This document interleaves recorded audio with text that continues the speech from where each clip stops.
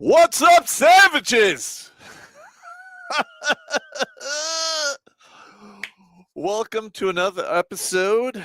This is supposedly a supporter stream. We do this every Sunday, but I open up to the public because there's a lot of dudes out there who are lost in the sauce.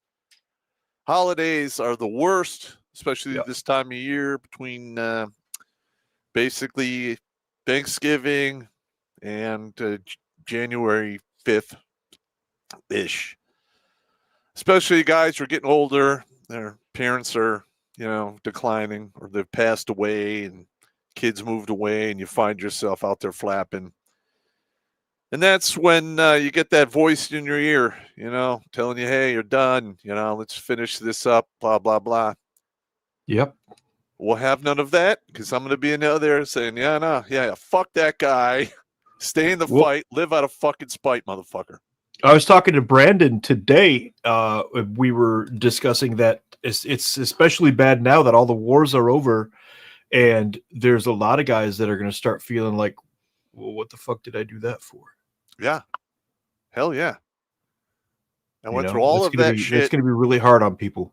Yeah. Why did I go through all that? Yeah. What is the payout? What the fuck was I thinking? Yep. Yeah.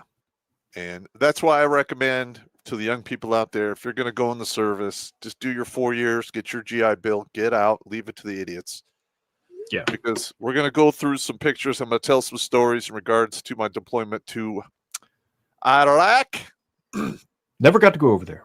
That wasn't my thing. And then I have I have a memorandum that it's not even that. It's a warning letter to a command sergeant major that he should remove the thumb from his ass because of the horrible travesty that took place while we were deployed, and the whole process and it was just an orchestra of lunacy and morons and idiots screaming and yelling in the background. It was an orchestra of fuckery. It's more like an orchestra of butt fuckery. But nice. Let's see what we got here. Go on.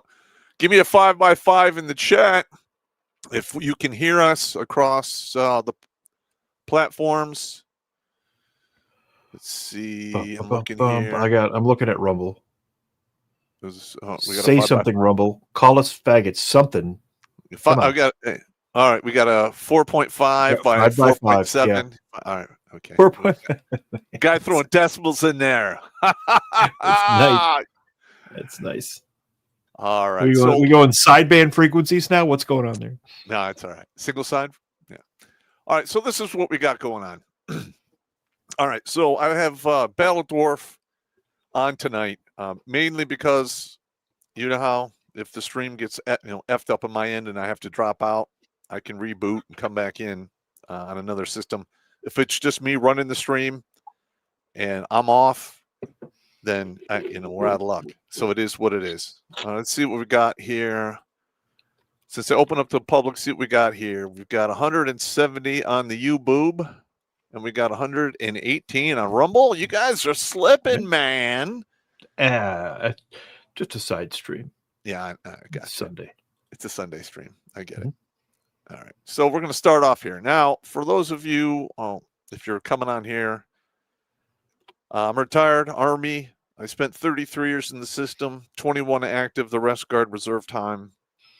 I have been the E1 expendable nothing private behind a rifle in the straight leg infantry, all the way up to special forces. And I worked as an intel analyst for a while. And then I was, I did civil affairs, PsyOps, though I was not officially trained in PsyOps, but I was in the room while they cooked up that craziness. And that's kind of how I can see the PsyOps in our regular media right now. Yeah. Yeah. I got that from civil affairs too when I was the operations NCOIC for 8th Army. We had to learn all of that stuff. So that's where I picked it up. All right. So my deployment started in 2003. God, it's been 21, 22 years. My God. It's like a guy who went to Vietnam in 1969 and then reminiscing about it like 1991. Yeah.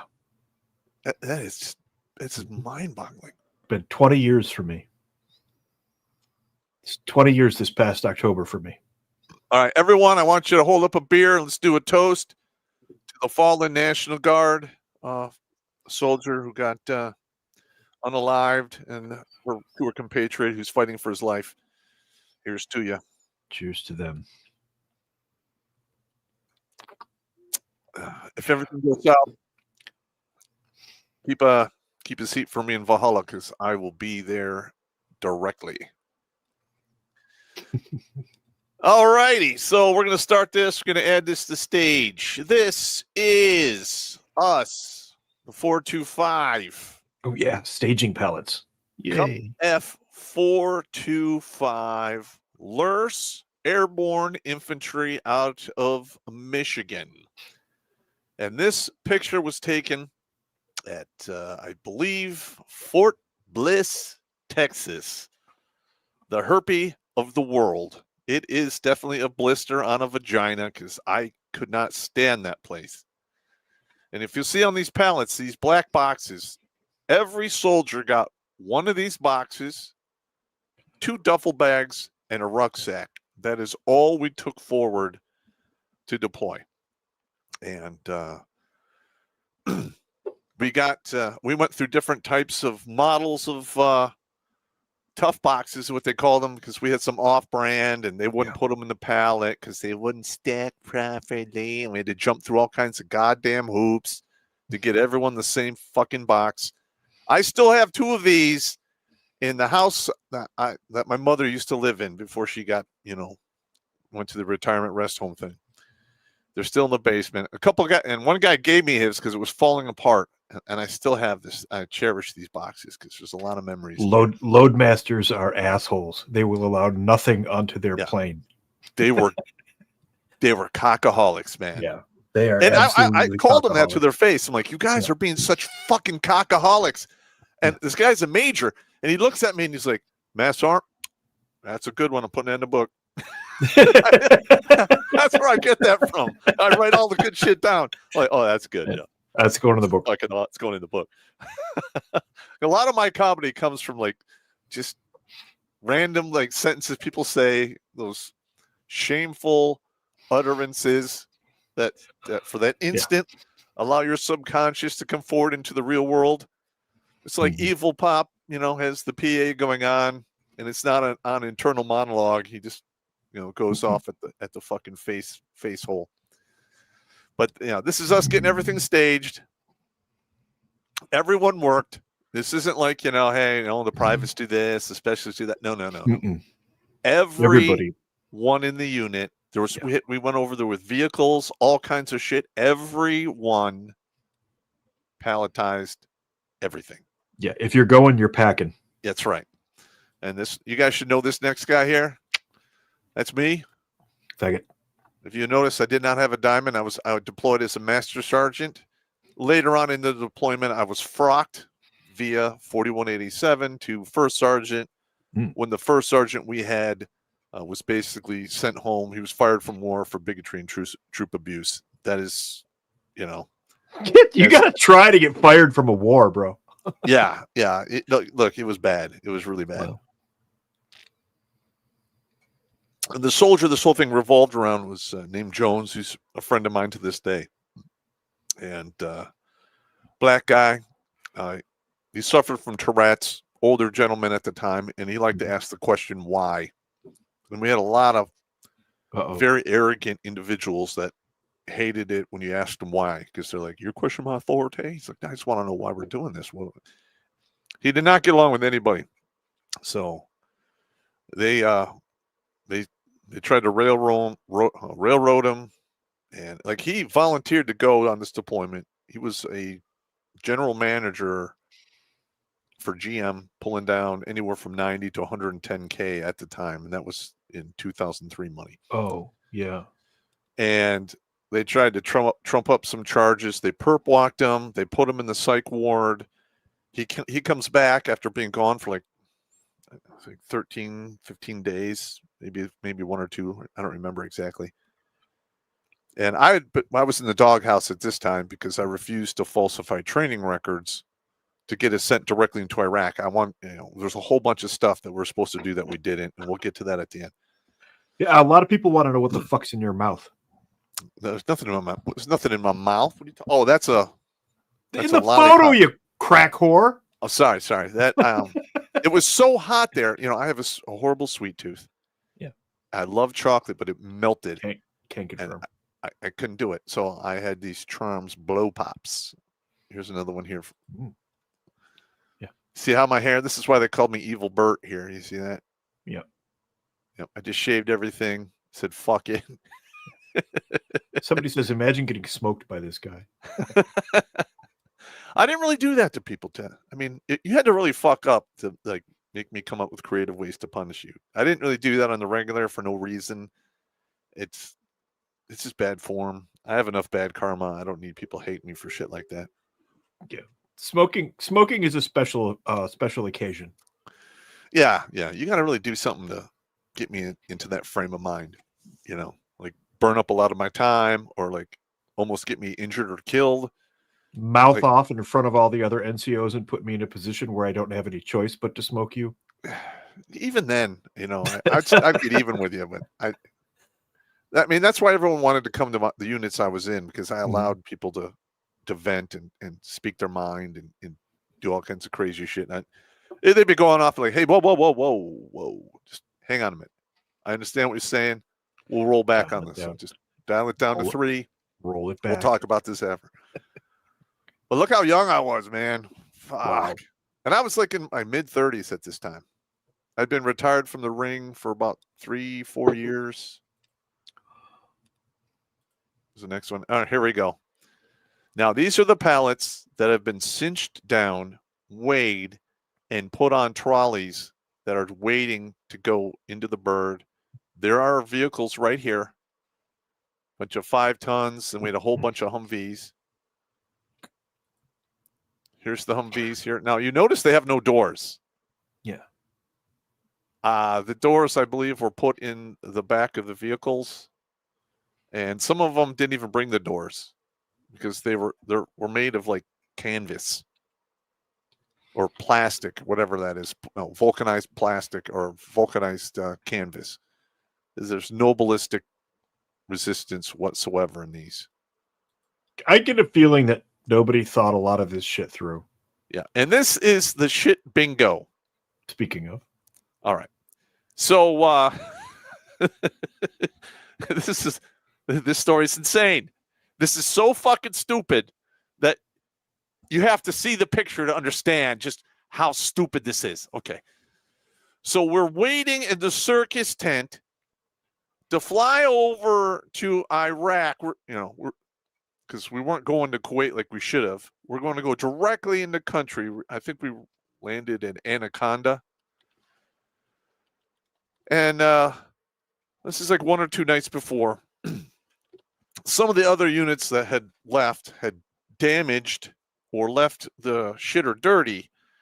And some officer brainchild came up with this thing here. Now, you see all those numbers on the board are all the different toilets that are in this building. And if you want to use the toilet, you have to stop here, leave your ID card on the number for the stall, and I have to keep a person there. And you use the facilities. Before you get your ID card back, he's supposed to walk there, inspect where you took a dump, and then give your ID card back.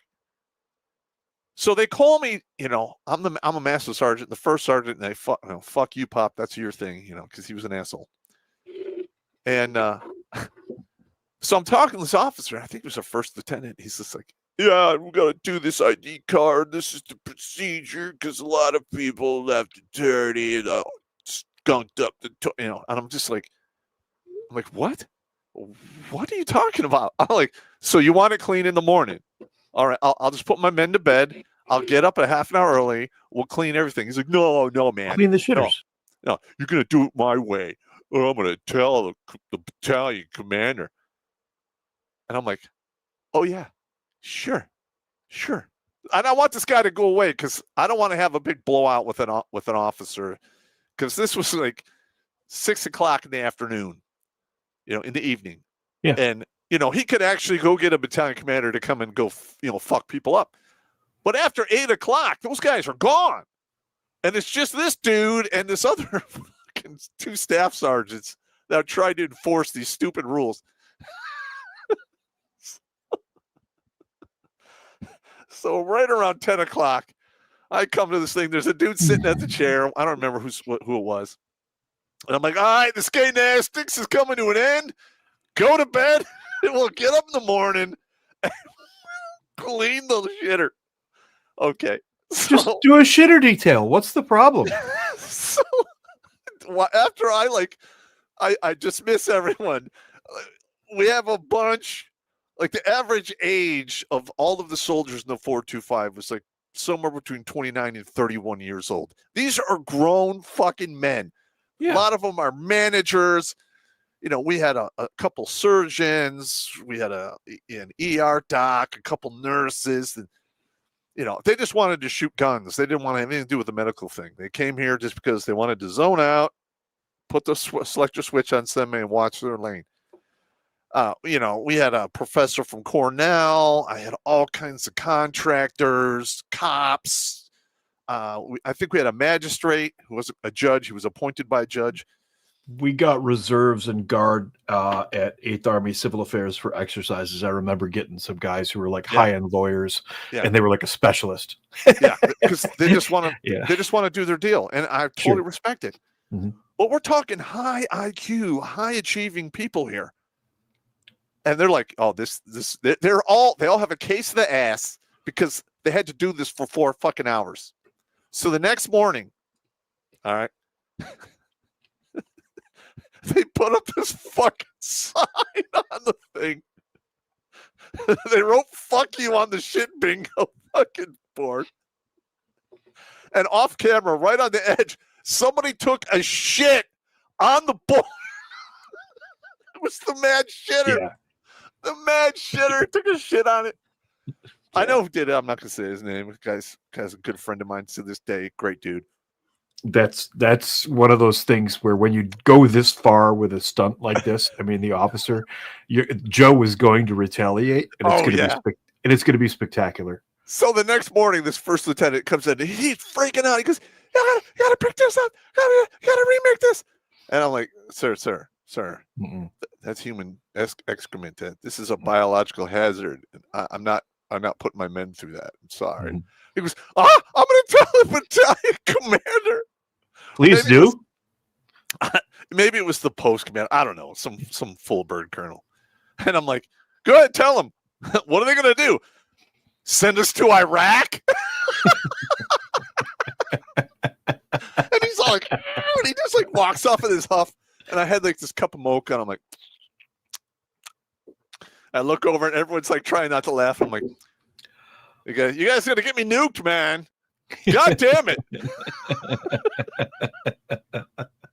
That's good shit. That's quality entertainment, right there. But that is the shit bingo story. I've said it a few times to the supporters. You guys, there's the picture right there. And this first lieutenant, he looked like he just been, had his hemorrhoids stretched in a bad way because he was so mad. But what are you going to do? And like this, please destroy our morale more, you fool. Like, literally, you guys, I tell these stories, you guys, some people are like, that's a little, maybe he's being a little flamboyant. Yeah, there is a little bit of braggadocio to the stories. Every veteran does this. But there's the picture right there. Yeah.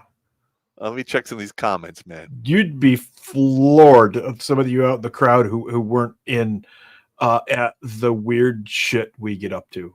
I mean, it just gets fucking weird. Oh, yeah. This shit is hilarious, man. All right. So I'm just checking the MGTOW. We've got a rumble here. All right. Fecal matter. Is he part chimp? MGTOW wants to know why all your stories are poop stories. Because people notice them. When you shit on stuff, people are like, wait a minute, that's shit. Is that a human shit or dog shit? Human shit! The minute it's human shit, it goes over the fucking top, man. Over the top. Yeah. All right, let's get the next one here. All right. Sorry, you guys. All right. So this is where we lived. Yeah. This is the circus tent of woe. There's like no heat. Mm-hmm.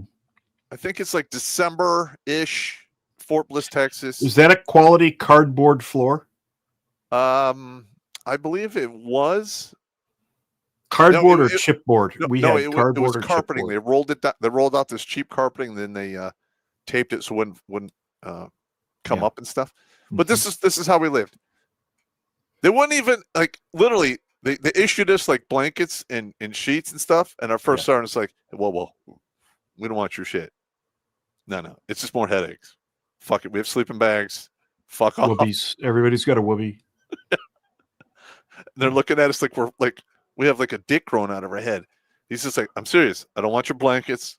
I don't want your sheets or pillows. It's a fucking nightmare to deal with that shit. Yeah. Fuck you. Just we don't want it." You had lights though. Every one of those I only was ever in 3. The 3 that I was in, every one of them had just red lights. Well, here's the thing though, is they would turn these lights off at 8:00, so you had to walk around with a flashlight in the dark. Yeah, that's why they used red lights on us, which was equally annoying. Yeah. Here's the C-5A, the front of it. This is a huge fucking aircraft. Look at this. This is a tanker. There's the dude for comparison. Look at there's 2 guys right there. There's these guys are about 5'10" to 6'1" ish. There's the tanker right there. And these engines are huge. Yeah. And the bird we were on, I was talking to one of the crew chiefs as we're loading up. He tells me the story. They're flying over Baghdad. Like this is like 3 months prior to this. And the pilot, radios back over the intercom to the crew chief. Says, "Hey, could you check on engine 3? I got a light. Is it still working, or is it smoking or anything?" He goes to the window, looks out, and he goes, "Engine 3's gone." It literally, the pins that hold it on, because they're pinned in there, and they can take them off and switch them out. The engine came off somewhere over Baghdad, and those things are like 1 story tall. Now, the whole engine dropped off of the aircraft? It was gone. That's a story that I got from the crew chief who was there. I didn't see it personally, but I'm like, he's telling me this, and I tell him, I'm like, "You're not giving me a lot of confidence in your aircraft, bro. This is fucked up."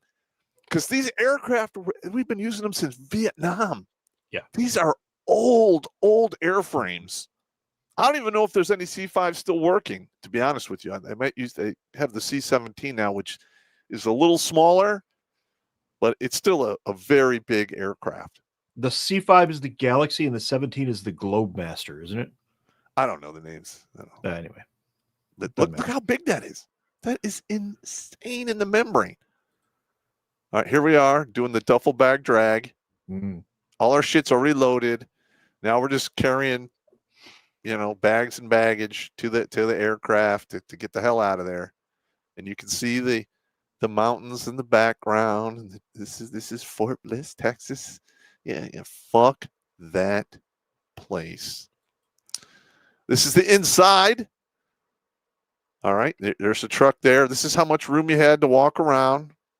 You could come down from the crew compartment, which was at the top of the aircraft, and you came down the spiral staircase because there was additional shitters and pissers because you had a bunch of people in there. And you see how everything is chained down? Yeah. Multiple chains. Chained and ratcheted. Yeah. They get those big fucking ratchets. Yep. Here's the top here. We're looking over all of the pallets. The vehicles are towards the back of the plane right there. And look at that shit. That's all, nylon cargo netting. Everything is crushed down. Insane in the membrane. All right, that one you were showing earlier with the gear crushed down and on the sleds to take them into the plane. Once it's like that, the crew chiefs will absolutely lose their mind if you try to add or remove anything from any of those pallets too. Yeah, you can't get near it. Once they cinch it down, you're done. Yeah, you can't touch it. They will not allow you to do that. Now, this is the crew compartment or the passenger compartment in the top of the C5A. This does not look very comfortable. These are like standard airline seats from back in the day. Now, we're getting on the C5A. We load everything up. We go in last after the equipment's all, weighed and cinched down. And we go up here. We take our seats. We snapped this picture basically before we got on there. Now, I used to have a ritual when I had to fly long distance, especially in the military. Mm-hmm. I would take a bunch of Benadryl, Tylenol 3, and anywhere from 2 to 4 shots of vodka. Like the little mini bottles that I have 2 or 4 of them. I had a whole bunch of them. And I was guaranteed to sleep for 6 hours. And then you get up, and I think this was an 8-hour flight to Moran, Spain. That's where we dog-legged out of. And we take off. I'm literally taking my knockout drops. We got the sign came on to you could unbuckle. So we've been in the air maybe 10 or 15 minutes. I take my knockout drops. Boom, boom, boom. Take my booze. I lay down. I'm waiting for that warm, tingly feeling to start in my feet. And when it comes up, it gets right around the belly button. You go to sleep. I write about that in my novels because I used to do the same thing. And I feel it tingling in my toes. And all of a sudden, somebody comes up like, "Hey, Popp, my God, Popp." He said, kicking my feet. And I sit up and I'm like, "What the fuck?"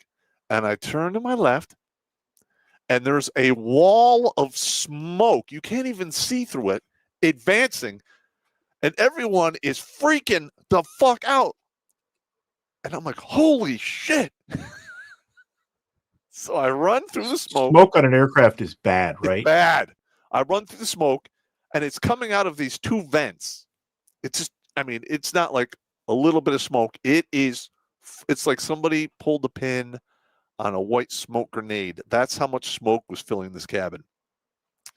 Oh, good. And this one of the soldiers, his name was Turner. He's standing there. He's looking at the smoke coming out of his thing, and he's like, "What the fuck?"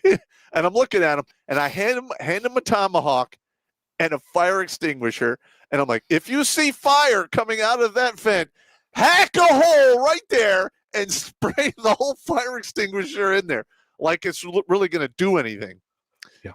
I come back to the end of the cabin, and the crew chief is up there, and he's standing in this aisle right around this position, and he's just sitting there like he's just got that look in his face like, I don't know what's going on, but we are royally pound fucked. All right. This is the crew chief? Yeah, the crew. He was an E6. And I'm like, "You need to call the pilot right now." And he turns away. He's like, and he turns back and goes, "They want to go on for another 20 minutes to see if the smoke stops." And I'm like, "Rongo bongo, goddammit. You get the co-pilot up here right fucking now." Rongo bongo. So he gets on there. 30 seconds later, pilot comes up, sees all the smoke, rips the headphones off of the crew chief's head. He's like, "Oh yeah, it's a serious situation. Yeah, we gotta land right now." So the crew chief back down the stairs, and we were in the air for maybe 20 minutes by this time ish, give or take 2 minutes. Mm-hmm. And the plane just dives for the deck. Because we're pressurized. He wants to get below 10,000 feet just in case something mm-hmm. bad happens. People don't die from lack of oxygen or get sucked out of the plane. And we were diving for the deck so hard, people and shit was floating in the air. Like I'm looking across the aisle to this one guy. He's literally coming out of his seat, looking at me like, "This is bad, right? This is bad." People are putting on their helmets, their vests, and I'm like, "We are over the ocean, man. If this thing goes down and anyone survives, your vest is you're dead. You're done." Of course, I didn't say this, but that was going through my head. And I'm like, oh, one of the wings is gonna rip off, and we're gonna die this horrible death. And I'm literally like, there's nothing you can do. There is nothing you can do other than belt in, and I raise my hands like I'm going down a roller coaster. I'm like, yeah, baby! And then I had like everyone doing it. Fuck it! Because you got to laugh. You have to laugh or you will go insane. Wow. And that is the sick, twisted graveyard humor that I have. I am here to say, firsthand witness. Popp can whip up a worst case scenario, like in half a second. Never seen anything like it in my life. He could just create worst case scenarios from anything. This is the way it is. We bought our house and he was helping us move in. He's like, "That's got to go or your house is gonna die." It's like a tree on the side of the house. You have to take that out or your house is toast. we just moved in. Fuck off. Yeah, your house is toast, man. But the thing is, and we were on the ground like in 8 minutes. We landed at another airport, like closer, like the closest one. Apparently, they're like, oh yeah, we're on fire. We need to land like right now. And I can just imagine like, oh, what you say? What? Tower, we're on fire. We have to land. Yes. Okay. Let's see. Airfield 1, runway 1 is now open for you. Fuck everyone else. You have priority. Get on the ground now. And that is what fucking happened. And we get off the bird, and there's fire trucks, and there's like everyone and their mother. There's paramedics. It is like a big fucking ordeal. And we walk out to this like hangar, which is maybe, I don't know, half a mile away. And we're in there doing our thing. And, we see the fire trucks leave. Everyone's doing their maintenance or whatever. And 4 hours later, they come walking in. All right, yeah, get back on the bird. And I'm like, what? All right, get back. Did you not see us land on fire? Yeah. Because that much smoke, that is something that's on fire in our airplane. Like, oh yeah, you're good to go. It's fine. It was just a stuck valve or some shit. I'm like, okay. Like, you all can fuck off, man. It was hard getting those guys back on the bird. And literally I'm like, all right, round 2 to our deaths. Let's go. And everybody's like, fuck. For the record, anywhere a C5 can land, everywhere you walk is at least half a mile because that's how long it takes them to land. Oh my God. They need a half mile of runway to land at all. So yeah.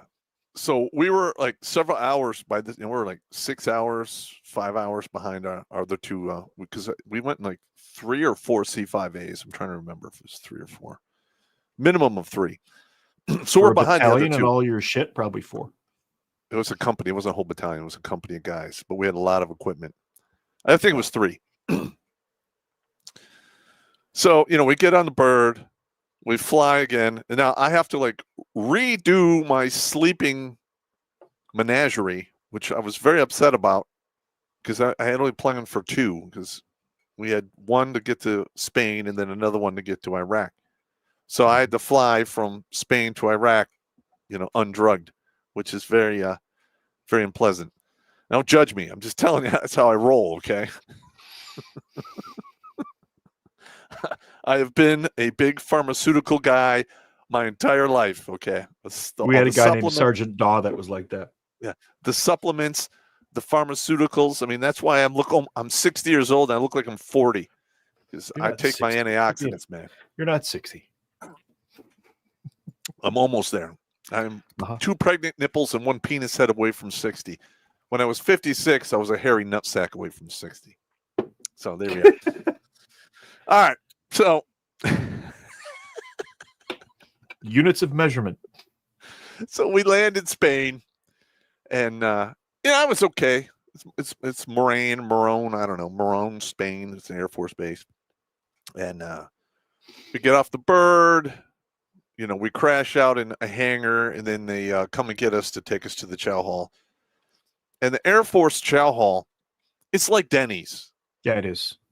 I mean, you don't even have to take your tray to like a rolling thing where you put your tray in there and it goes back and they clean it. They actually come and you go through the chow line, you take your stuff to the table, you eat, you get up and leave, and they come and clean it up after you. I mean, I've never seen anything like this. I'm like, what the fuck is this? On the weekends at the Air Force Chow Hall on Goodfellow Air Force Base, they would bring your food to you, which for Army and Marines is like we didn't know what to do. Yeah, like what? I'm like, there's a whole like culture around getting insulted by the chow people behind the line. Hey, what do you want, Army dog? Fuck off! Yeah, eat this, you motherfucker. Like, okay, because we'll eat it. It doesn't matter. We don't care. But in this chow hall, they had fucking bumpy cake, man. Oh God! So I'm like walking through. I'm like, and it's on these revolving things, like in Denny's. I'm like, can we have those? I'm like, yeah, it's there for everyone. I'm like, oh, you fucked up, man. I ate like 4 servings of fucking bumpy cake. 6 bumpy cakes later. I love that shit. I'm just like, throw the tray down. Give me another one. I loved bumpy cake. I still love it. I can't eat it now because I'm old and getting fat, and it is what it is. But I had my bumpy cake days, and I loved it, and I enjoyed every second of it. It was glorious. So, we get on the bird, and we have to fly to Iraq. We were supposed to go to Kuwait and do additional training, but my commander lied, and people fucking, it's just incompetence. It's just what it is. What additional training would you have needed?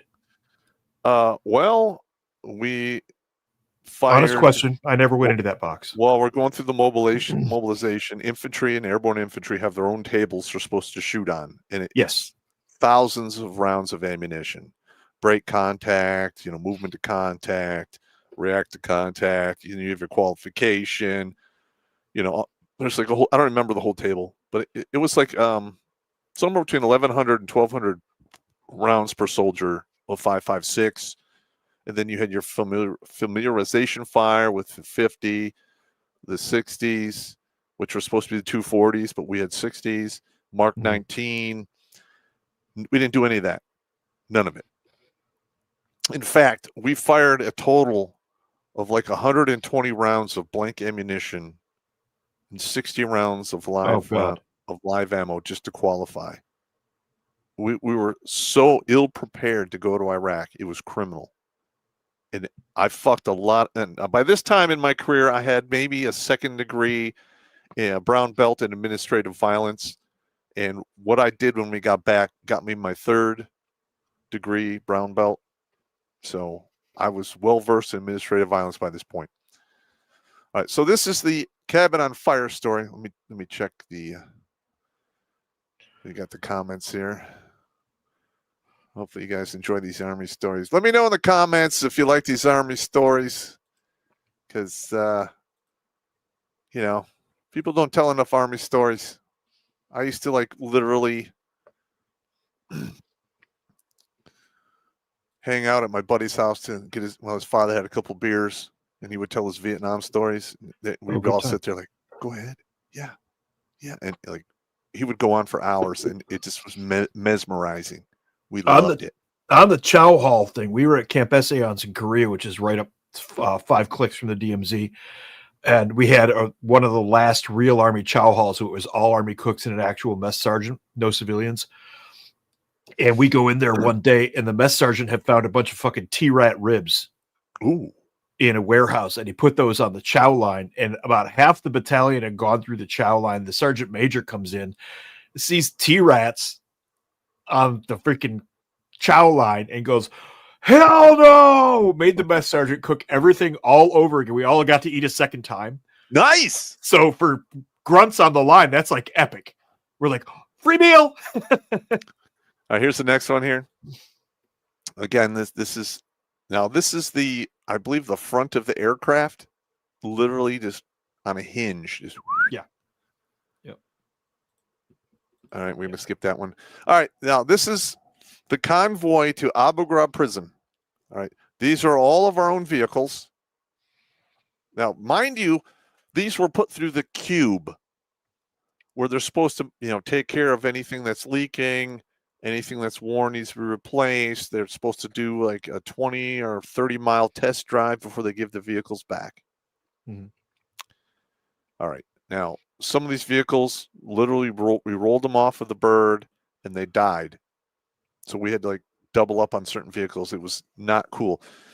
And you'll see here, the side of this is a 5-ton right here. This is plywood. And then there's two sheets of plywood. And in between there is sand. So this it'll is stop light arms. Yeah, it'll stop light arms. This is sand.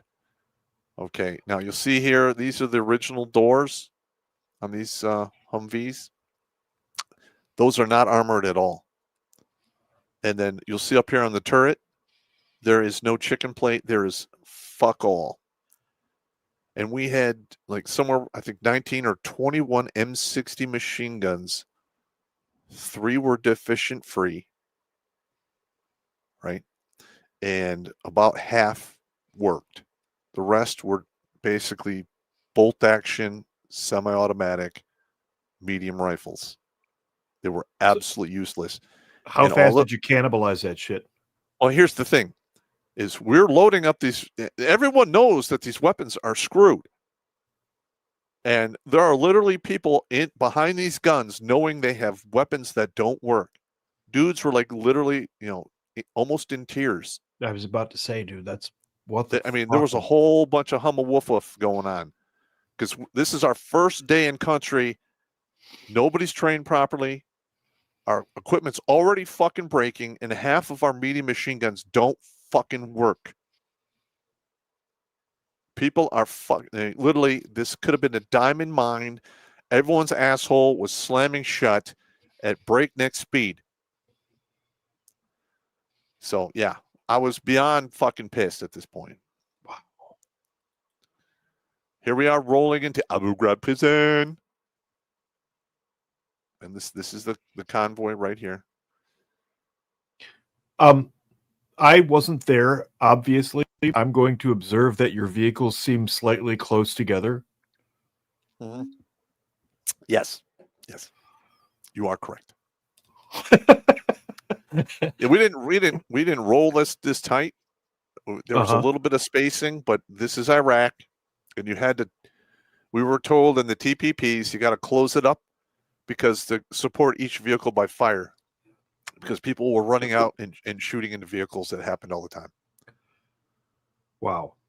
All right. Now, this is the view from one of the towers. And right out here, this is one of the few weapons that worked. I'm going to skip off that. All right. Now, this is a night vision. Shit going south right there. Yeah, there is shit going on. This is April, May time frame of 2004. We're in the Sunni Triangle. It just came out on the news that we were torturing people in Abu, and we were basically on the pimple, on the ass of humanity, in the middle of Iraq, in the middle of the Sunni Triangle. Everyone wanted us dead, and we were getting attacked every day. We were getting mortared between 1 and 5 times a day. I mean, I have PTSD from this. This is serious shit. It was bad.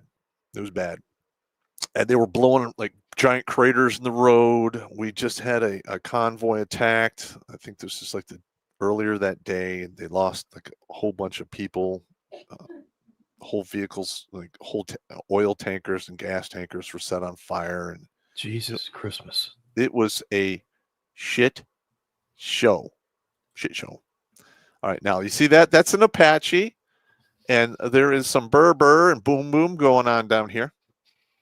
And this was taken from the tower because, if that shit's going to happen, you want it. It's like a train wreck. You can't I can't watch the slow motion train. Oh, shit. Now I'm looking. You have to. It's just the way it is. And while I was at Abu and we traveled between there and Victory, I saw Apaches just wipe people out. Just wipe them out. And there are a couple of times I actually got on the radio and called them in. Or I since the sector I was in, they're, let's just be honest, politically correct pussies in a war zone is not conducive to, having your soldiers live long. So I'd get reports from the dudes like, hey, man, we're taking some fire from this house. And they showed me on the map. Since I was a triple tab guy, I knew people on Victory. I get on the phone like, hey, we got this. Here's the grid. Yeah, I want that house. I want it removed from the planet. Yeah, okay. Next day, gone. Blood? Yeah. Gone. So, and listen, man, when you're in a war zone, when I showed up there, triple tab guy, so Airborne Ranger Special Forces, already had a CIB and, a jump. I was airborne qualified with a combat jump star on it. And I had bookends. So I had a combat patch from the 2nd Ranger Battalion. So I didn't really go through channels a lot. I knew people. I'd get on the radio, or I had my own satellite phone. I had a whole Rolodex of numbers or people on sector, and I'd call them up. Hey, man, what do you got? What's going on? Because we weren't getting intel from our own people, and we worked for the 202 MI battalion, and we couldn't get military intelligence from them. The only way we got, quality intel dumps is one of my soldiers was banging one of their soldiers, and she would come hang out around our area. And I'm like, whoa. You can't just be hanging out here because this is infantry, man. This is penis land. Hey, Popp. Yeah. So you ended up getting vagint. Yes. So I'm like, look. She got killed at the end. So this is a sad story. But yeah. I'm like, hey, man, you want to come here? You just tell them you're giving us an intelligence dump. You do what you got to do. I didn't see nothing. Fuck it. I don't care. Because that's what you do. Because intel in a war zone is the difference between life and death. All right, now this is a view from Tower 4, and this is sheep and goats. These are apartment buildings where people lived, and this was, I believe this was a medical doctor of some type. Now you notice every one of these buildings has a wall around it because there's no police. Welcome to the third world. Yeah, this is the third world. It is boom, boom central. Now you'll see here, this is a turret for a mosque. And later on in the deployment, there was a guy on the building right next to this, and he had an RPG, and we zapped him, and he fell into a crowd of people that were out front. And they got. Oh, the RPG detonated? No. Oh, he did. He fell off the building like a cowboy fall, and they within 40 minutes there was 2,200 people out there. Oh, death to America! And they got on the speaker, And I'm just like, I don't know what you're saying, but it's not good. Not good. And so in the local news, we had those senators telling you, hey, don't follow unlawful orders and blah, blah, blah. All right.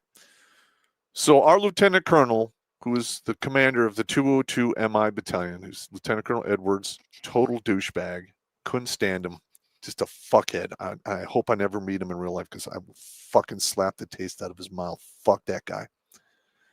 He wanted me to put one of our LURS teams on top of this apartment building. No. And there's 2,200 people armed out here. This is 200 meters, if that, from where this throng of people, pissed off people were at. And I'm like, sir, what is our extraction plan? How are we going to cover? He had no answers. He was totally making these decisions off of emotion. Totally. He was terrified. I don't know. Oh, God.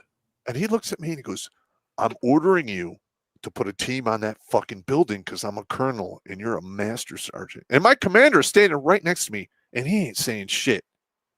Because he's a fucking coward, in my opinion. And he was incompetent. And I look around. Nobody is saying anything. I am not going to serve up 6 people on top of this building, especially when a bunch of contractors right up the road at Fallujah were killed, burnt, and hung from a bridge. Bridges, yep. Not going to happen. So I look at Edwards and I'm like, okay. Well, you're right, sir. I can't refuse that order, but I can ask for in writing because if my men get burned and they die, I will burn your career to the fucking ground. And as soon as I said that, all of his dick-sucking cronies, you all stood up and they get all fucking pissed. And I'm like, what are you going to do? Put I'm it in within my writing. rights. I can ask for it in writing. Put it in writing. Yep. Guess what did not happen? No team went to that building, and we did all of our observations from this fucking tower right here. See that? That's fucking a fence and barbed wire. And there's a wall behind that with more barbed wire and a wall. Even that's really not all that much cover, but it sure beats the shit out of an apartment building roof. Yeah, that's a 3-story building. Like, what are you going to do? You can't, like, 2,200 people. That was a very conservative estimate. All right, it could have been more. There is no way. There's no way. You're going to have a Mogadishu moment right there. You are not I was about to say, sir, I'll do it if you give me 4 Little Bird gunships and a Spectre overhead. That's it. You know, that's how it went down. All right. I mean, that's the story right there. The next one. Let me check some of the comments here. Let me see if we got 360 people on YouTube. Thank you for showing up, gentlemen. Thanks, Share guys. this channel. Subscribe. Join the subscribers. There's a lot of guys who are lost in the sauce. Send them this shit right here. All right. Let's see. We got. I'm just looking here.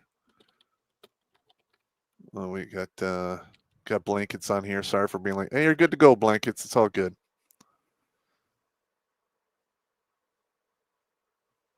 See, critically deadful. Hey, what is the largest explosion you've seen?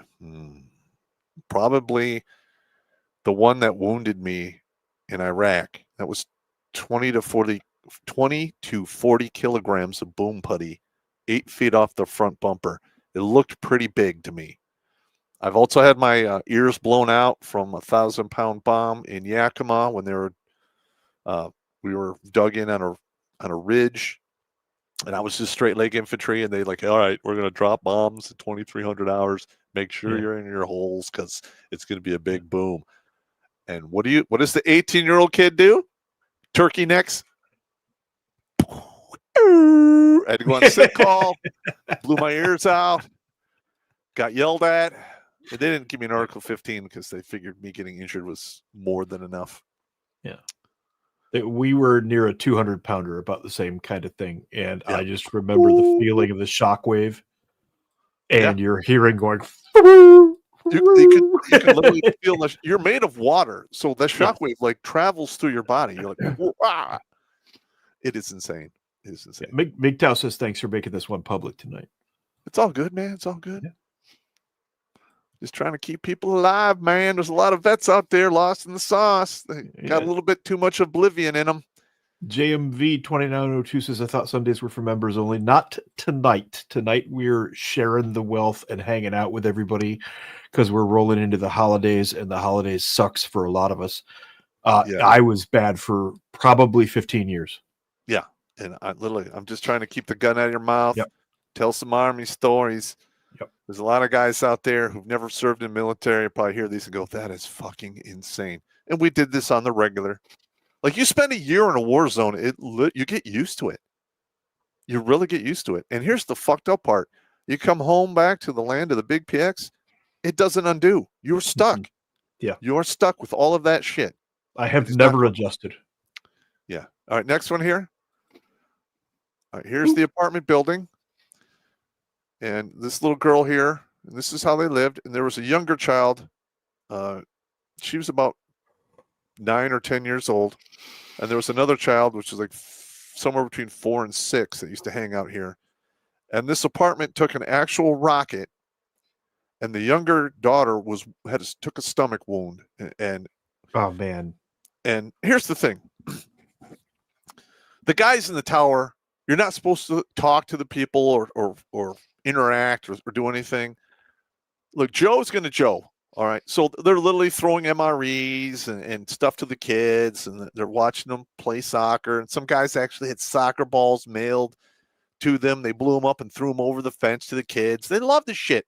They threw a football out there. They don't know how to play football, but they still fucked around with it. And we're talking all kinds of cool shit. So you get the guards, they get, my guys get used to seeing these kids. They know them by name or they give them a nickname. Mm-hmm. And after this rocket attack, the kids are out there and they're like, hey, where's such and such? And this little girl, and they're like, oh no, she's not going to make it. So, they call me, on the 312, and I was the sergeant of guard at this time because I was in the doghouse. And I go down there and they tell me the deal, like, hey, this like 6-year-old kid's gonna die, I'm like, what? More because we just took like a Kadoosh rocket attack like 2 days prior, and some of these apartments got leveled.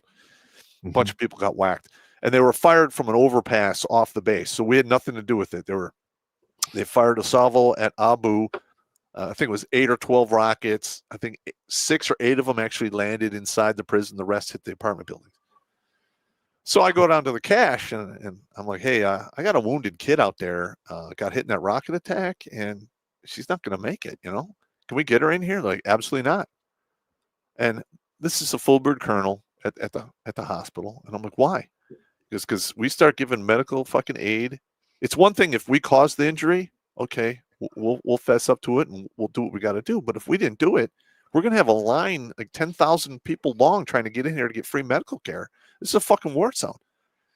And I'm like, I can't argue with him. He's an 06, full bird colonel. My mojo, it's hard for me to turn back 06s. I can deal with lieutenant colonels, but 06s and above. So I go talk to Thomas, the full bird colonel who actually in charge of the base, and he gives me the same answer. And I'm like, that is just fucked up. I'm like, okay, all right. Boop, boop, boop, boop, boop. I call the fucking SF compound. One of my old ODAs was, they were just finished up their tour. And I'm like, hey, can you come down here? I got a wounded kid here and got hit in a rocket attack. My guys are like really, emotionally invested in this child. Can you come down here and get her and take her to victory and get her fucking patched up?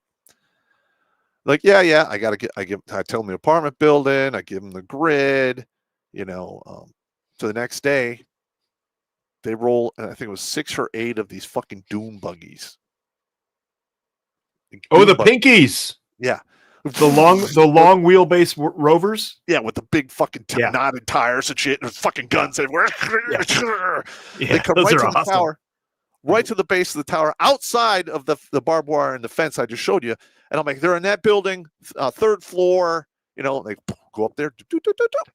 They're there maybe a minute and a half. Come down with this little kid wrapped in a blanket and her mother, throw her in the vehicle. Poof, they're gone.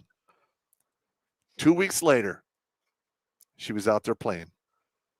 All right. Good shit. She made it. Good shit. She made it. And that's because it's not, it's who you know, man. I literally Green Beret that shit to happen because my guys were like a couple of guys at the tower had like young kids that this girl's age, and they're like, oh my God. They're fucked up. I have a story about something like that happened in Korea that I'll tell at a later date because it's just too fucking grim. Oh, it is. It is. No, this story is fucking horrible. I'll tell it some other day. Now is not the time for that one. All right, but this is how they lived. Yeah. This is the apartment building from a farther angle, and I believe they're on this floor here. All right, and look at this. This is beyond poverty, man. This is horrid. All right, now this is on Victory. I traveled a lot when I was in country between Abu and Victory, and then later on I went all over the country because my guys were spread out everywhere. So I did a lot of traveling. This is the Polish Brigade. I don't remember their designation or whatever. And these guys didn't really fuck around. If you shot at their vehicle, and like if the Iraqis shot at their vehicle, everyone that you could see got shot at. Like literally somebody's on their front porch that's not even paying attention. Somebody shoots at the vehicle. They see you on the porch. You're getting RPK'd. Everyone got shot. And we adopted that same philosophy for a little while because if you're going to try to kill us and you want to watch you're going to pay the price of admission. Collateral. And guess thing. what happened? They stopped hanging out. So we'd be rolling through somewhere and there's nobody outside, windows up, everyone's on guard because playtime is over. Again, this is just random. This is what the countryside looks like. And you have to remember that particular piece of countryside right there, people have been fighting wars on that shit for at least 6,000 years. It's more than that. I'd say 12 or more. There's the word at least, the phrase at least. Okay. You're going to get technical on me now. I am going to get technical with it. Two legs says he recognized the Polish vehicles as those are BTRs. Yeah. And these are the kids. Like they're always begging for shit. And I'd always say, hey, don't give shit to the fucking kids. Don't do it. But we were getting all of these fucking packages, like these care packages, like they were stacking up. They were coming from all over the country. Like, so I'm just like, fuck it, just give it to them. So we'd be rolling down the road and then we'd slow down, just dump all this shit for the kids, like all kinds of candy and toiletries. And I mean, it was just insane. Pop, you got your pen and pad there? Yes. Somebody said belt-fed breakfast. Belt-fed breakfast. Mm-hmm. Belt-fed breakfast for everybody. That's how it went, man. All right. So those are the kids. The layout. Now you'll see this shit here. These are all bayonets. Nobody took these. Nobody. People are like, I don't want that shit. It's useless. Those things are so fucking useless. We couldn't even issue them out. They stayed in the arms room. Nobody would take them. I'd be like, hey, you got to take your bayonet. I ain't taking that because you're going to want it back. It's fucking worthless. I'm going to lose track of it and then I have to buy it. Fuck that. I don't want it. So I'm like, okay. I never forced anyone to take that shit. I said, but that's all that was there. Here's the Steiners, and you have your NVGs and your other NVGs, and look at all that shit. What were you guys using then? We had PVN 7s on the DMZ, which were garbage. Yeah, we had 7s, and we had some 4s. And look, this is what was under most people's bunks right here. Now, you see that there? Those are the boom boom baseballs. Well, I'm going to tell you a story. If you get shelled, you're not going to know it. Here's the thing. So, like, we roll into Abu Ghraib. We get off the convoy. I just showed you that picture. Mm-hmm. I think I was on the ground like 4 hours, and I was already making drug deals. Guys wanted to get the hell out of country, and they're like, I got all of this ammo, and I got to turn it in, and nobody will take it. And I'm like, I'll take it. Yeah. And they're like, what? I go, whatever you don't want or you want to get rid of, we will take it. And they were literally bringing us garbage cans full of hand grenades, hundreds and hundreds of hand grenades. That's awesome. Ammo up the ass. Mark 19, 30 cal, 226 or 226, all belt fed, thousands, tens of thousands of rounds. And I didn't even tell my commander. I'm just like, yeah, I've just put it in that Connex there. Well, that's not our Connex. No, it is now. Yeah, we're taking it. Mm-hmm. Who owns that? I'll go talk to him. Yeah, done that. And like, it was totally empty. And I went in there and I remember I talked to the unit. And I'm like, you guys using that Connex? Like, no. Okay, we're going to take it over. Yeah, sure. Here's the key. Here, sign this hand receipt. No, I didn't even sign a hand receipt. They're like, fuck it. Just use it. You just, fuck it. You just put your unit on the outside. So if anybody asks, we know who it belongs to, which we did not do. I didn't tell anyone. So as far as our battalion commander was concerned, that wasn't our Connex because he came and did inspections and shit. And I was literally hiding enough ammo for fucking 2 armies. That's nice. Fuck off. I want to say something about layouts real quick. We had a unit that I was at. Our commander basically was fucking almost had to start taking anxiety meds because we would hide rubber duckies, boxes of condoms. Somebody actually got like a rubber dildo into a layout. If you weren't paying attention, somebody would slip shit into your layout and the commander come back, what's it? What's this? That's a dildo, sir. What's that for? Fucking people, sir. the commander just eating eggs. Comedy gold right there. Yeah. All right. Now this is one of our soldiers. His nickname is Goody Booty. You can't see his face. Clean cut. Ripped cat guy. He was. The chicks loved him. He knew his fucking shit. I can't take anything away from that guy. So, good dude. Good dude. He and I had a few falling outs, got over it. It is what it is. We got on with our lives. All right. Now, this are the Apaches, and they literally would fly over where we were. And this is during the first Fallujah. And there would be waves of Apaches, CH-47s, Blackhawks all day long flying over and sometimes landing with wounded people to go to the combat hospital, the cache we had on post. Mm-hmm. All the time. This is the DFAC up in Kirkuk that later it got blown up. I think it was a suicide bomber a couple weeks after I was there. That one made the news. Yeah. And it was an okay place. But, listen, you got to give your guys good chow or they're going to fucking revolt. Yeah. Because the war zone sucks. You got to have good food. But, that's what it looked like from the outside. From the inside. Let's see what we got here. This is the outside right here. And this is a giant circus tent. All right, now this is the inside of the Humvees as we knew them in 04. Now, you'll notice this is the steering wheel, right? This is the Mangasso of this is crazy horse shit. Mm-hmm. All of the 2 different radio sets. You had a Blue Force tracker, a keyboard. This is the A driver. Like, if this guy gets tagged, how is this guy over here who's responsible going to come over this mountain of horse shit and grab that wheel? He can't. So when I went on convoys, I sat directly behind the driver because all I had to do was come over the back seat and grab the wheel, which I did, and I saved some people's lives when we got blown up because everyone was knocked out. I came to first. I was like maybe 2 seconds. I had an out-of-body experience. I got knocked out of my fucking body, and that's a whole other story. I'm not going to get into it here. But I came over the wheel, over the back seat, grabbed the wheel until the driver regained consciousness, which is about a minute later, and we were doing 60.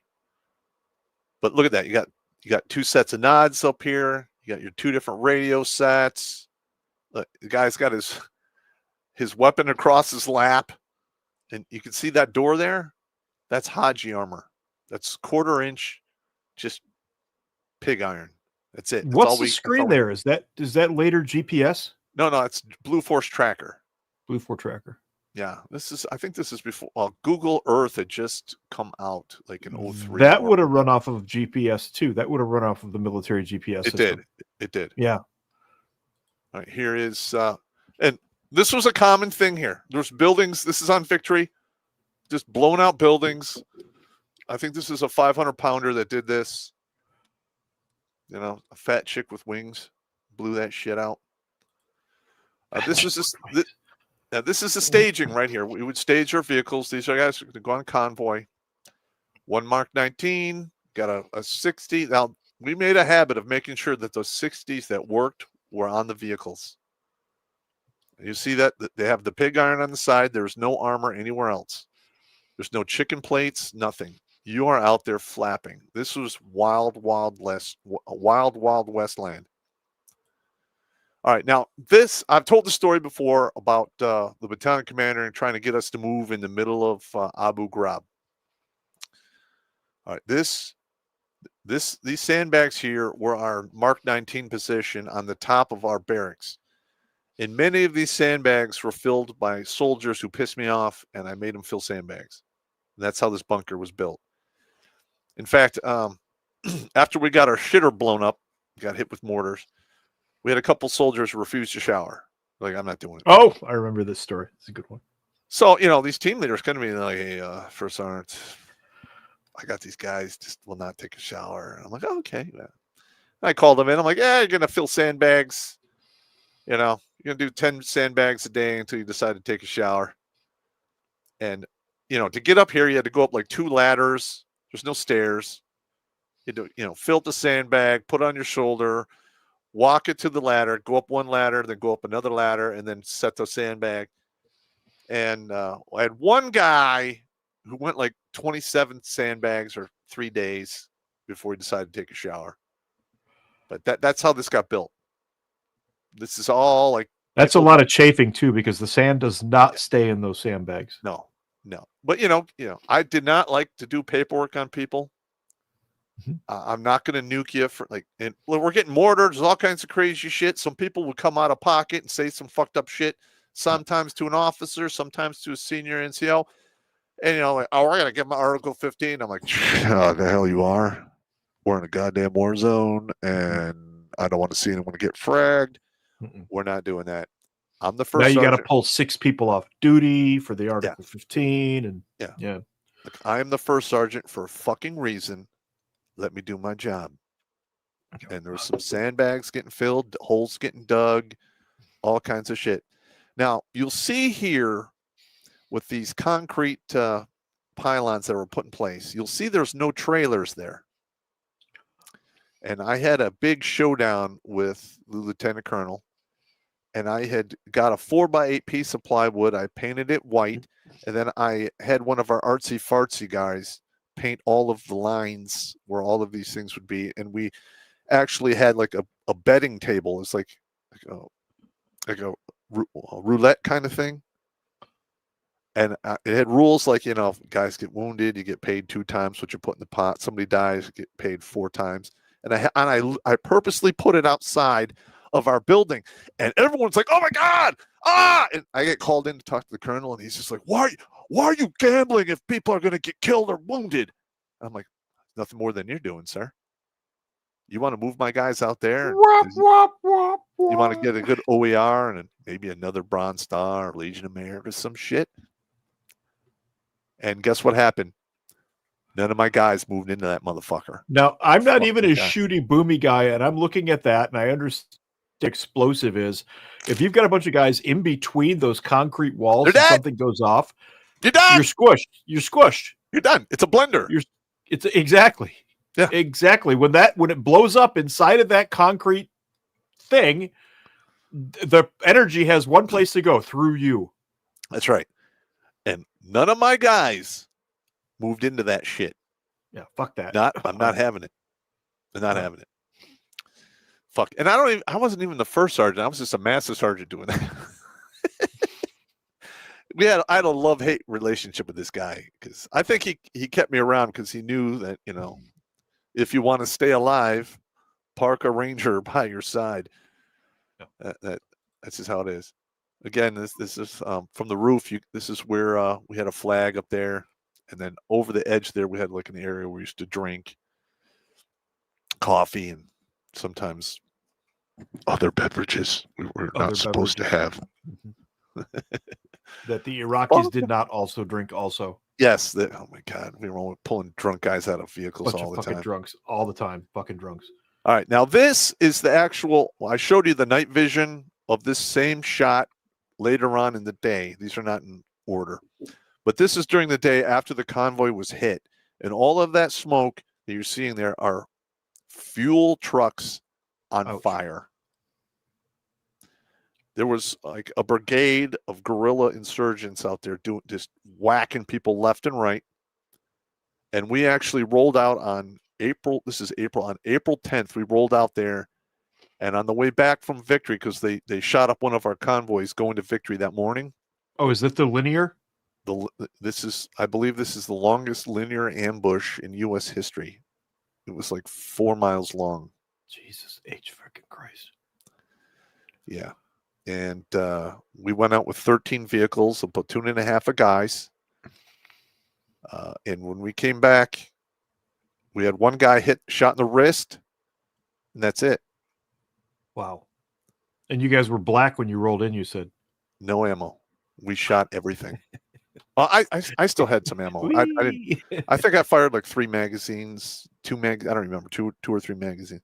The first thing my eyes are doing with that picture right there, is that a double revetment? Yeah. Thoughts. But here's the story. Okay, so our convoy gets jumped in the morning. I was up a battalion. It was like 9 in the morning, plus or minus 30 minutes. And I hear one of our soldiers, calling the radio, and he's like, we're taking fire. We're taking fire. And you can hear the 60, buh, buh, buh, buh, buh, buh, buh, buh. And he's like in the middle, all right, take RPG! And I'm like, holy fuck. So one of our guys was on that convoy. No chicken plate, no armor on the vehicle, fired and loaded 4 boxes of Mark 19 ammo while driving 60 miles an hour. So they roll into victory. They're black on ammo. They're fucked. They have no ammo. So I get on the Green Bay Express. I'm like, hey, man, can you take care of my guys? And some other, everyone heard about what happened. And Pallet of 40 Mike shows up. Yeah, ammo shows up. Yeah, I can't say I was responsible for all of it, but for a good portion I was. Now, our battalion commander had told my company commander that we need to move Mark 19s into the towers. Why? Because shit was going on and he was really paranoid, and Mark 19s are really hard to maneuver against. You're going to die. I mean, it's literally a automatic machine gun grenade launcher with I know what the Mark 19 is, but I don't see it as a good static weapon. No. Well, it's good in static positions. So we get the order, like, you need to roll out there and escort your guys back. And I hear this, and I told my commander, I go, look, this is not like an escort thing. This is a movement to fucking contact. We need to get those Mark 19s out of those towers. I can't do it. The battalion commander. I'm like, fuck that guy. Take a black mark. Take the L, so people don't die. And he would not do it. And like, people heard us arguing. I'm like, you fucking die. I was fucking furious. So I'm like, fuck it. I'm going to Green Beret this shit. So I go across the compound to the 372nd MP Command. They're the ones that were torturing people in the prison and kicked off all of this shit. And they were palletizing to go home. So I walk in there, and I'm like, hey, talking to the supply sergeant. I'm like, hey, man, I need to hand receipts of Mark 19s. He goes, oh, we can't do that. They're palletized. I'm like, get your commander out here. This is just stupid. I'm not dealing with you. Commander, he was a major. I remember his name. Comes out and goes, what can I do for you, Master? I go, I need to hand receipts some Mark 19s. He's just like, what? Well, they're palletized. And I look at him like, are you really telling me I have to fill body bags with my men because you can't cut a couple bands off of a fucking pallet? Are we really going to have this discussion right now, sir? And he's just like, yeah, I'll give him some Mark 19s. So, I hand receipt these two. They only gave me two Mark 19s. I get the entire fucking thing. And then I sign for them. I don't have a vehicle. So I go, hey, Major, can I borrow Humvee? He goes, fuck you, man. We'll drive you where you got to go, but you're not taking my vehicle out there because that is a lot of paperwork. You get that fucker blown up, we are fucked. I'm like, chill, sir. I got it. So I throw the shit in the vehicle. Next stop, Charlie 5-1, the Marine Corps, active Marine Corps battalion we had on post. Now, they just lost some guys a few days prior. And my unit was the only one that showed up there, and I showed up there for the memorial service for these guys because they were hard chargers. And I was leading the QRF, and they would not allow. We could not get released to go out to help these guys by our, battalion commander, the pussy. So when I roll in there, I talk to their first sergeant. I'm like, look, we got a movement to contact. I need some brand new Mark 19 ammo. This is some serious shit. And the first sergeant didn't even bat an eye. He just looks over at the gunny. Gunny, give this man whatever he wants. Nice. I rolled to their ASP. We're talking brand new Mark 19s, AT4s, a couple wall rockets, all kinds of fucking brand new, unissued 30 cal ammo. I roll back to where we were. And I roll up there and I start taking the Mark 19. Guys were literally crying. They're like, thank God. And I'm not gonna lie, I've got a chubby right now, and I wasn't even there. My commander's like, you fucking, I told you not to take those. I pull up the Henry and go, these are not those Mark 19s in the tower. These are 2 different Mark 19s. And we load up the vehicle, and they're like, there's no seat for you, Sergeant Popp. And I look at the commander, I go, are you seriously going to roll out into fucking a movement of fucking contact and leave your best asset here? He's like, oh, no. So I rolled in his fucking vehicle, again, right behind the driver. That's where I always sat. And that fucker did everything I told him to do. I'm on the intercom like, yeah, sir. We got checkpoint 1 through 3. Send the Mark 19s up into elevated position to cover our asses as we drive by. He did everything I told him to do. Everything. Nice. And we roll, and we didn't get any static at all. We roll all the way to victory. All right. There's people standing out there, and there's nobody ever out there because it's fucking hot. It is fucking hot. They work at night or in the evening or early in the morning, but during the day, you don't see anyone ever.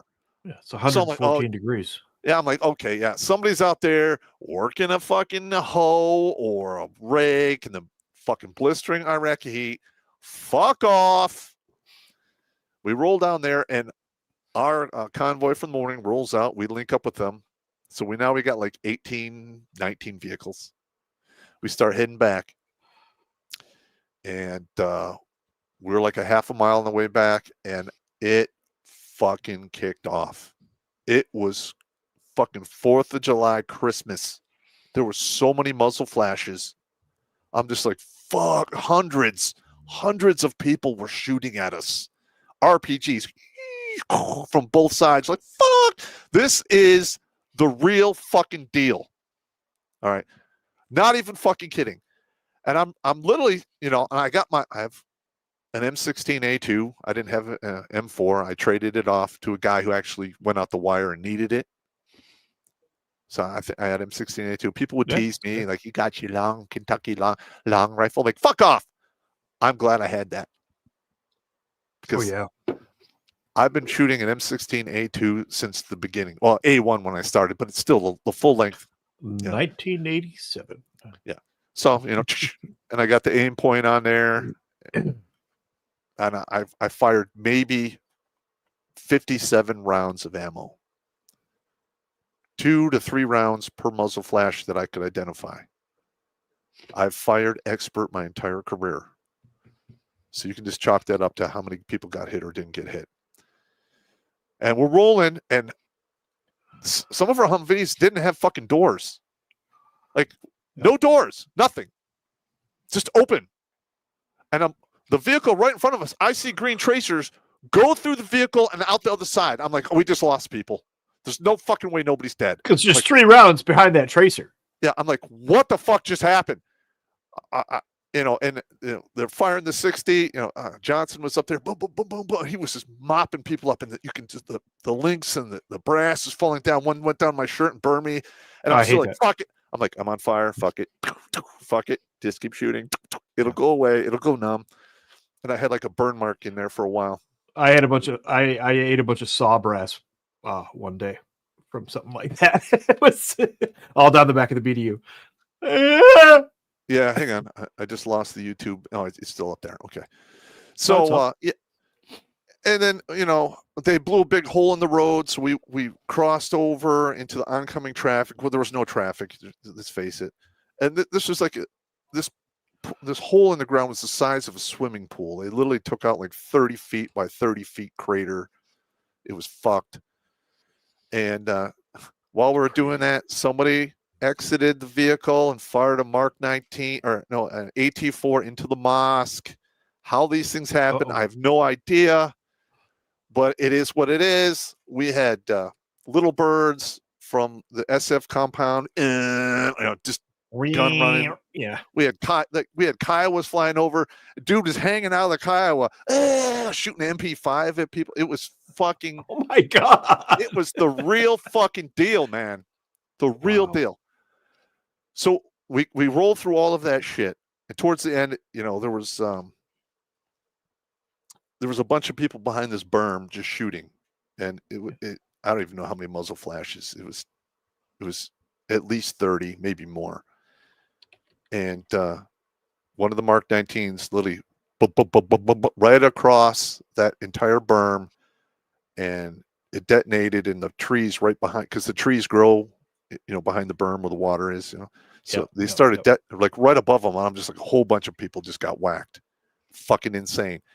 And this other dude ran out to the road, and he got shot at point blank with a Mark 19. The round didn't detonate because didn't have enough range. Didn't have time. But he literally went whoop, and it flew out of frame. I have no idea what happened to that guy. I'm sure he's dead. And then we're rolling by this a bunch of these houses on the right, and I remember seeing this guy like in the doorway, just standing there. You get out of the doorway. You never stand in the doorway. You're gonna die. Mm-hmm. They weren't trained. Okay, so he's shooting, and one of our soldiers hit him with a Mark 19, or I think it was a 203.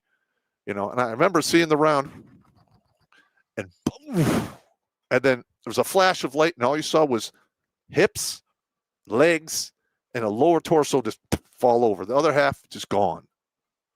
And I was just like, literally, I remember in the back of my head, I'm like, I can never unsee that. And so we get through this whole fucking thing. We roll into Abu Ghraib, right? We jump out. We're like, all right, who's hit? Who's hit? And, I'm expecting 4 KIAs, double that number of wounded, because that's usually how it works out. You get 3 people killed, you get like 6 to 9 people wounded. One guy hit in the wrist.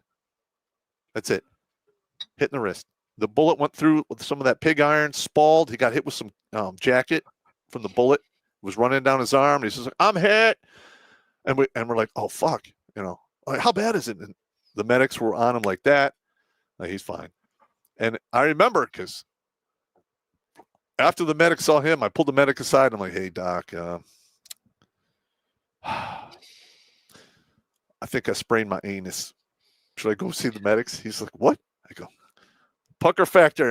I'm having some issues. It's hurting down there. I was going to say, man, a lot of shorts were ruined that day.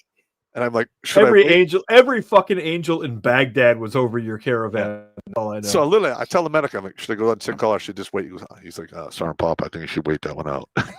I'm like, okay. It went away like 2 days later, but that is the amount of pucker factor, bro.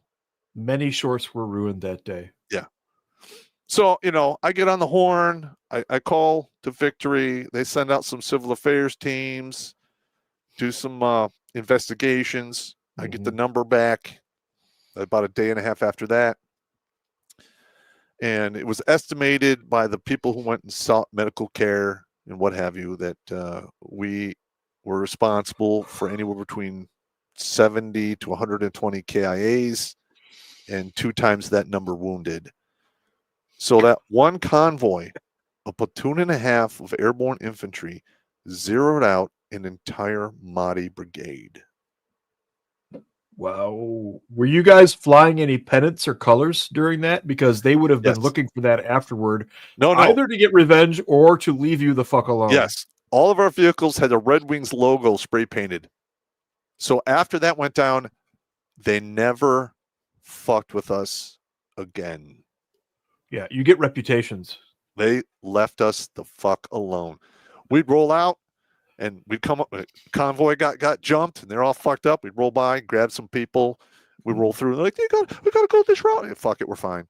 We roll into Abu, get off, get in the cash.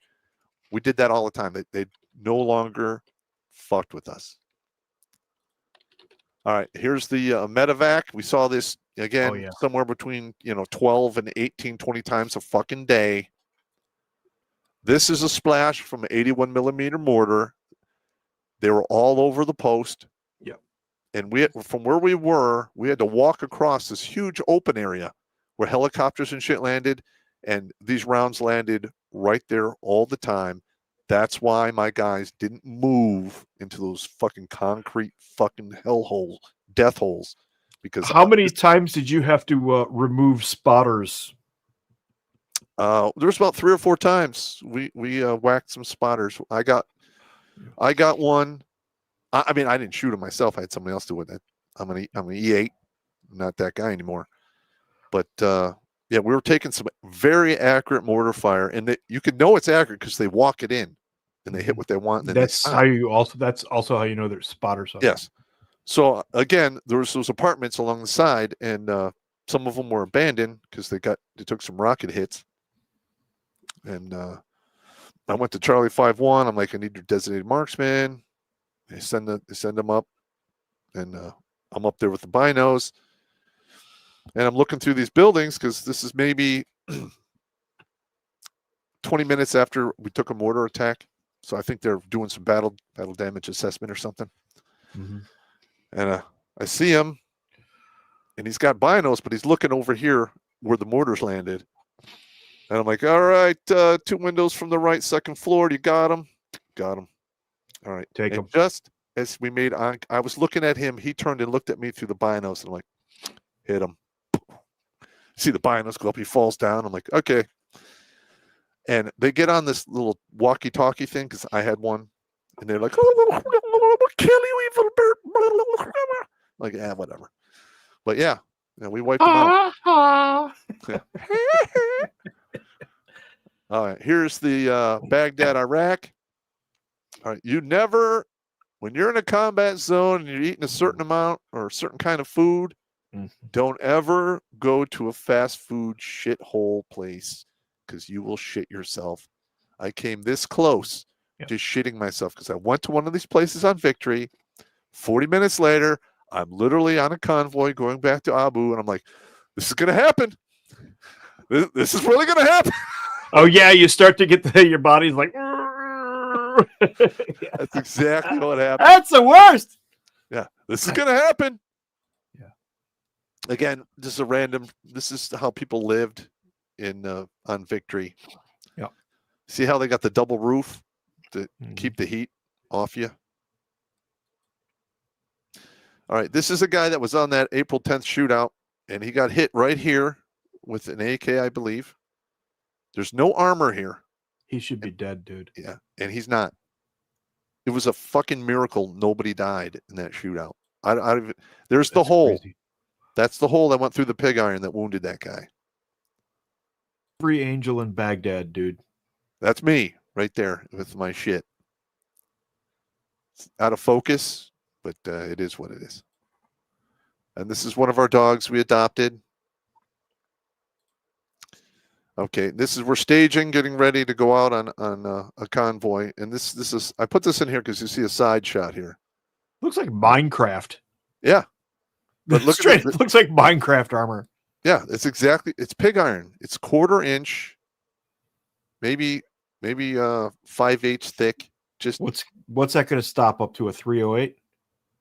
Straight on at point blank range, 308 will punch right through that. But at angles and whatnot, it'll pretty much stop it. And on the April 10th shootout, I was behind one of these doors, and the pig iron had like somewhere 17 or 20 some odd hits on it. So that saved my ass. Did you guys put ass armor into? No. And this is what a typical supply run would look like when it came back. Yeah. That's me and my buddy. Look how my hair's already going gray because this whole fucking deployment took it out of me. Yeah. There's the Ma Deuce up at the front to stop vehicles. And this is a view from Tower 1. This is the main MSR where the big shootout took place off to the left here. There's the pig. Go back one. Go back two. Is that a turtle ditch? Upper left, rather? Drainage for flood. A big ditch for floods. Well, no, what they would do is they irrigate these fields, and then they recollect the water in these. Okay, so it is a turtle ditch, but yeah. Those are bad news too. Again, these are everywhere. Everywhere. Everyone had at least half a dozen of these. Every tower had them. Good. You can't have enough grenades laying around. Now, when they moved me over to security for all of Abu Ghraib, this is how the base was set up when they originally occupied it. You showed me this before we started the show. I'm not a shooty guy. I looked at that and went, what the fuck are we doing here? Yeah, I looked at this. when I became the NCOIC, I was responsible for the security of this base and out to, I believe, 1.5 miles in all directions. Just look at the northern sector. Yeah. What's going on there?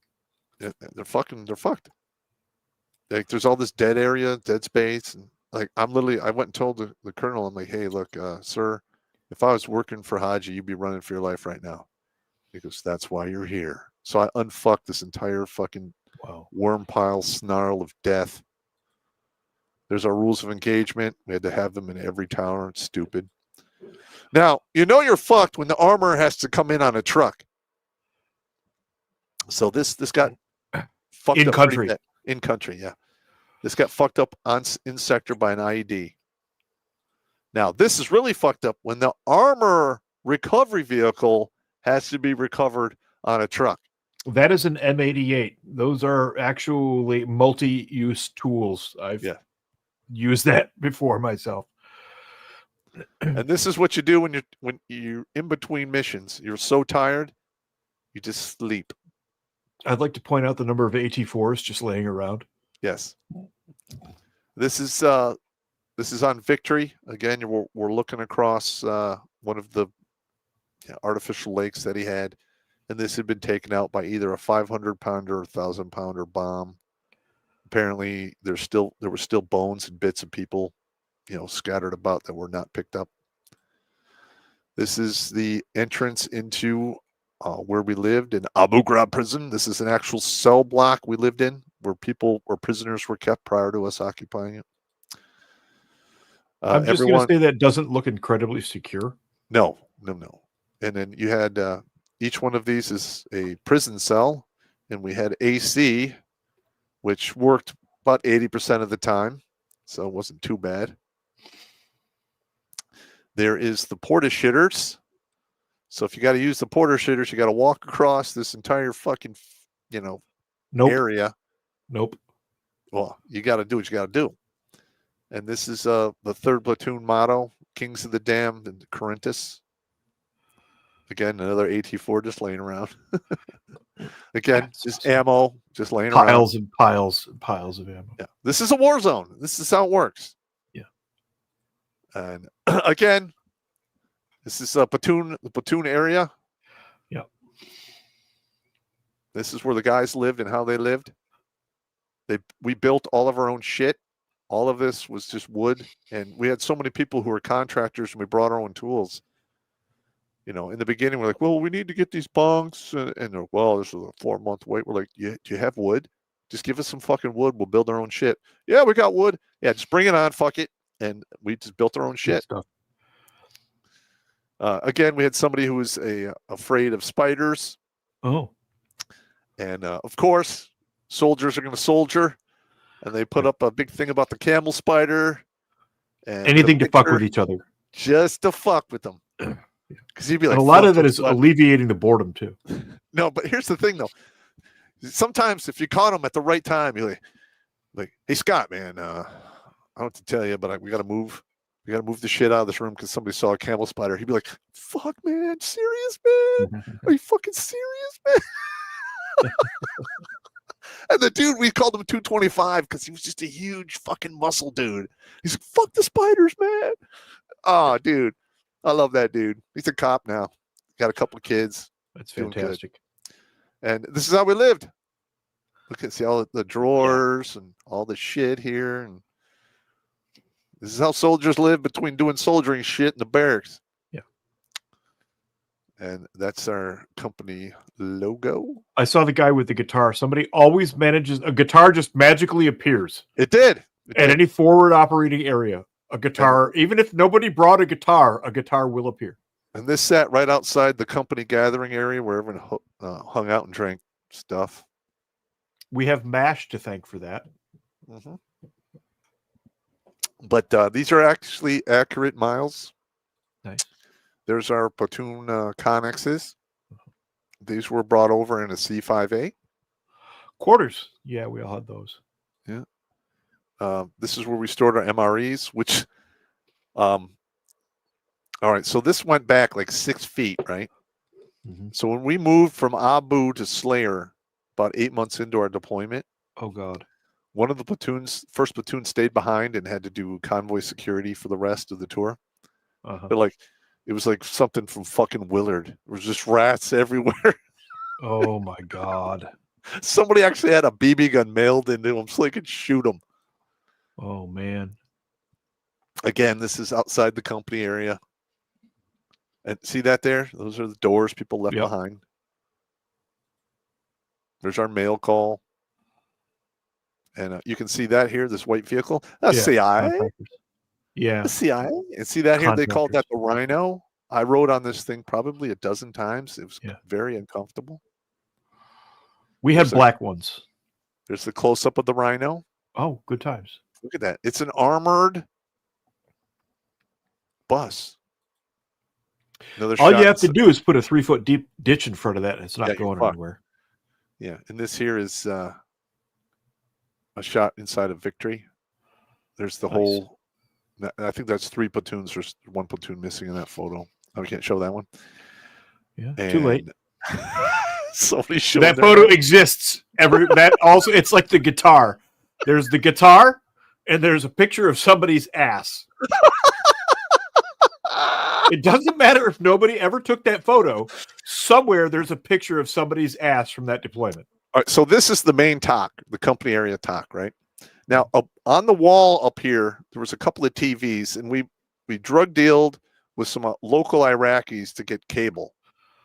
So we actually ran cable from outside the wire into our barracks. But you know, it's an Islamic country, so there's no porn or anything. But people would come in like midnight to like 4 a.m. to watch fashion shows. Like these women, boom, boom, boom, boom, walking down like, oh yeah, spin around, yeah, And if it was like big bikinis or something, we'd have like 15 dudes in there, just watching women walk down a runway. Yeah, and did you ever have your SIGINT guys go through that stuff to make sure that the cables that were run didn't have microphones in them? No. You fucking idiots. I know. Here's the commo setup. There's the 312 that went to all the towers and the battalion and the switchboard. What a nut roll. Did you guys use field phone? Oh, wow. Okay. There's the close-up. Did you use field phones at all? Yeah, it's right here. The 312.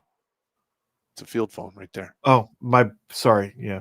My brain must have, never mind. That's me with a shooty thing.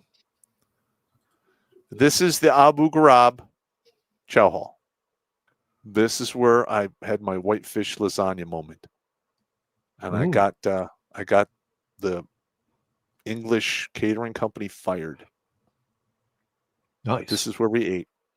And I believe we had an ice cream bar put in by KBR. We had juice. You got your food down at this end. It's pretty good. And this is the computer lab. So you go down here, you ground your equipment, you sign up, you wait, they call you, you go use your computer, check email, and what have you. Mm-hmm. A little MWR. Yeah, and this is one of our teams. I'm not going to show that much more than this. This is us gathering for some MWR fucking concert. And this is the outside of Abu Ghraib. This is a local market.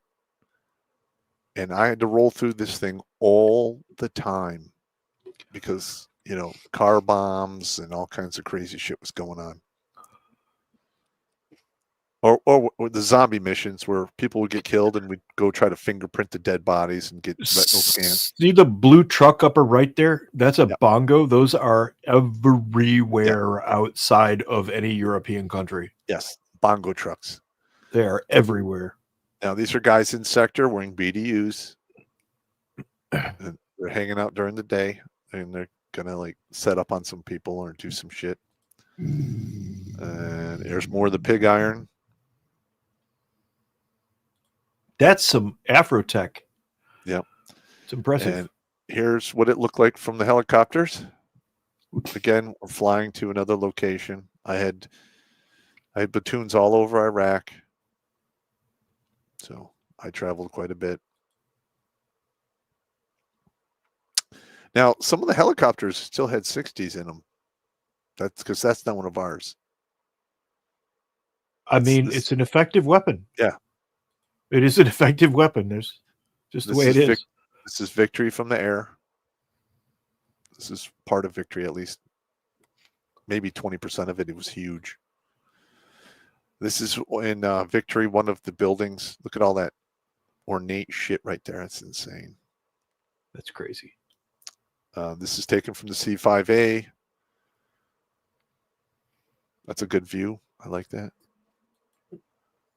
And this That looked like it was over the Alps of Spain. I believe this was sunrise. That was sunset. Is that on the Tigris River? Yep. Nice. My guys would set up, and at night they would try to bring weapons across. Oh. And we'd call in, burr, burr, and boom, boom on them, or they would engage in direct action. And this is the memorial for the intel chick that used to give us our briefings. Her name was Sergeant Gazowitz. Now, I was out of country when this happened. I was already because I got wounded in medevac on November 5th. I got wounded on August 28th, and then I had a stroke and all kinds of TBI issues, and I got medevac on November 5th because I woke up on the morning of Halloween with the stroke-like symptoms. Talking the droopy face, all fucked up. Couldn't use my left side. Yeah, but that's a memorial right there. She was good people. She spoke like 3 languages, including Carrie Ann Gasowitz. Above and beyond English. This is some of the barracks on Victory. A lot of guys got smoked in these buildings because of rocket attacks, mortar attacks. This is some shit went down. And I believe this is a tripod for a medium machine gun, and there was some pew-pew action taking place. Another layout. That is I believe this is a star cluster that hit the ground. Again, more random ammo laying around. And this is them repalletizing for the trip back. Oh, it's all personal gear. Yeah, and I mean, this is how high the pallets were, and then they smash it all down with those ratchet straps. All right, that's the end of that one. Yeah. Fuck off. All right, the next one, and we got a few more minutes. So you guys will love this. What is this? The Iraq deployment. Already showed that. Sunday Picks show. And boom. All righty. Let's get this a little bigger. There we go. Bear with me. I'm doing this by myself. Remove. Doobie doo doo ba ba da ba. What is this? Stop screen. Bear with me. I'm adding a new screen. Share screen. I was looking for cash apps in here. Or not cash apps. What is our cash app? Because we had somebody ask about that. Hang on a minute. Hang on. I'm trying to unfuck this. Just say our cash app. I don't have it on the top of my mind. It's right there at Redonkulous. Cash app right there. It's on the scroll. Cash app at Redonkulous. Yeah, hang on. Yeah. Hopefully you guys like this, okay? This is very aggravating. I'm trying to get this next one in. Share screen. Share window. There it is. You got it? Add stage. Unfuck your life. This is Abu Ghraib from the air. This was Google Earth. I think I did this in 2008. Before all these images are now been long since replaced. All right, you'll see this is the 425 talk from the air, and right here is our connexes, and we stored the porta shooters we showed you were here, and this is some of the shower trailers that got hit by a mortar. So that was joy, fun. Let's blow this one up so you guys can see it. There it is. Now this is the death trailer waste of tax dollars No counter mortar fire at all. Do you want to live there? Fuck no. That's the aerial of that one thing you were showing? Yes. God. And that picture was taken from our area right here because we had the Mark 19 bunker on one of the roofs here. Wow. And this is the 202 motor pool. And here are the shower trailers and the water reclamation. And this is KBR Castle. They had a bunch of KBR guys living there. You've got to bear with me. I got to blow all of these up so you can see them. All right, we had a zero range here, which they closed down because he was scaring the locals. Fuck them. Guard tower. What? Scaring the local? Yeah. Eat all the bags of dicks? All right, so this standby exit here, I built this into our egress plan if we got overrun. You had a Sally gate. Yeah, I literally had to unweld that fucking the gate and jerry rig another way to secure it so anyone, if we needed to, could get out in a timely manner. If you had to egress by foot, because I wrote the op order for that. And you'll see, like, here's where we lived, like in these buildings here, and there was a fucking mass grave in this area. Oh, good. Yeah, right outside the wall. There were several of them on post, but this one, was not really spooky close at all. And along this wall, they had bulldozed the cap off of these. Actually, all of them. So right along this wall here, there was this pile of dirt and rags and flip-flops. And I took a closer look, and there was jawbones and pieces of skull and broken, other small. It was fucking hell on earth, man. It was serious fucking business. Wow. Fuck that. Fuck all of that. This is the new detainee camp. The one that was mortared. And I literally had to... It got. When did it happen? May, beginning of May, and hundreds of Iraqis got wounded. And I was not on the first wave to treat the wounded people. I was hayed into the detail to pick up the dead bodies. So we had a bunch of Joes picking up body parts, and I was here at this gate right here, and I had a bunch of body bags along this concertina wire. Mm-hmm. And people you could see it in their faces, like they were fucking breaking. I was breaking. It was fucking horrible. There were so many flies. It was like, dead bodies like you see in the movies in Hollywood where it's a dead guy, and you go, "Oh, it's a dead guy." It's not like that. No, especially in that heat. By the time I got there was just so many fucking flies, and they're crawling on these dead bodies, and they're like going in your nose, and you have the rag up. You're trying. Oh my god, it was fucking horrible. I'm gonna fucking vomit. Yeah. I stand by. Yeah, all kinds of bad news. Hang on. So these guys were breaking. So what I would do is I got some cardboard and put it on some stakes. And then as the bags were filling up, I'd be like, all right, I need a bag number 2 needs a head. Anybody got a head? Give me some head. Give me a head. Give me a head. Give me one. And they started laughing because you have to laugh or you go crazy. Yeah. And as we filled the bags up, we carried them out to the airfield.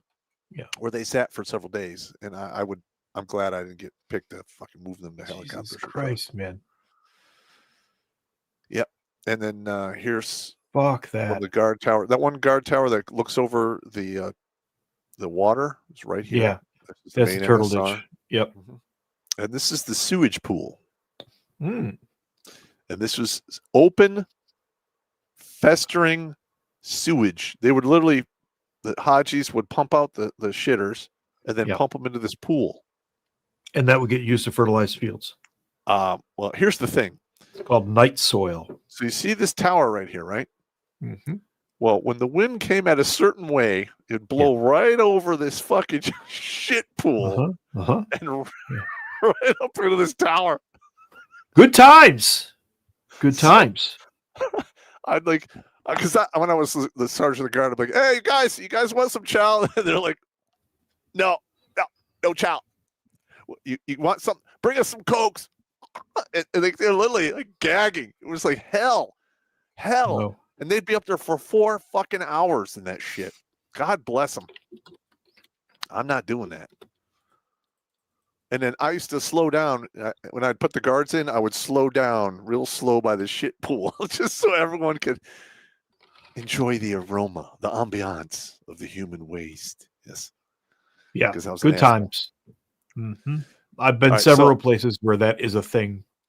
So this is the Abu is here in the corner, and I've told the story about the guys, the kidnappers, right? I've probably told that. But from this tower here, you could look into this parking lot, and people would come. The Hajis would come and park, walk along this gate, and get searched, let in, and they could visit people in the low priority camp. We had people would come, and it was a black BMW. It was always a Bolo. Be on the lookout for a black BMW. They would literally, people would come out of the prison, they'd go to their car, and they would literally kidnap them, and then just kill them on the side of the road. Wow.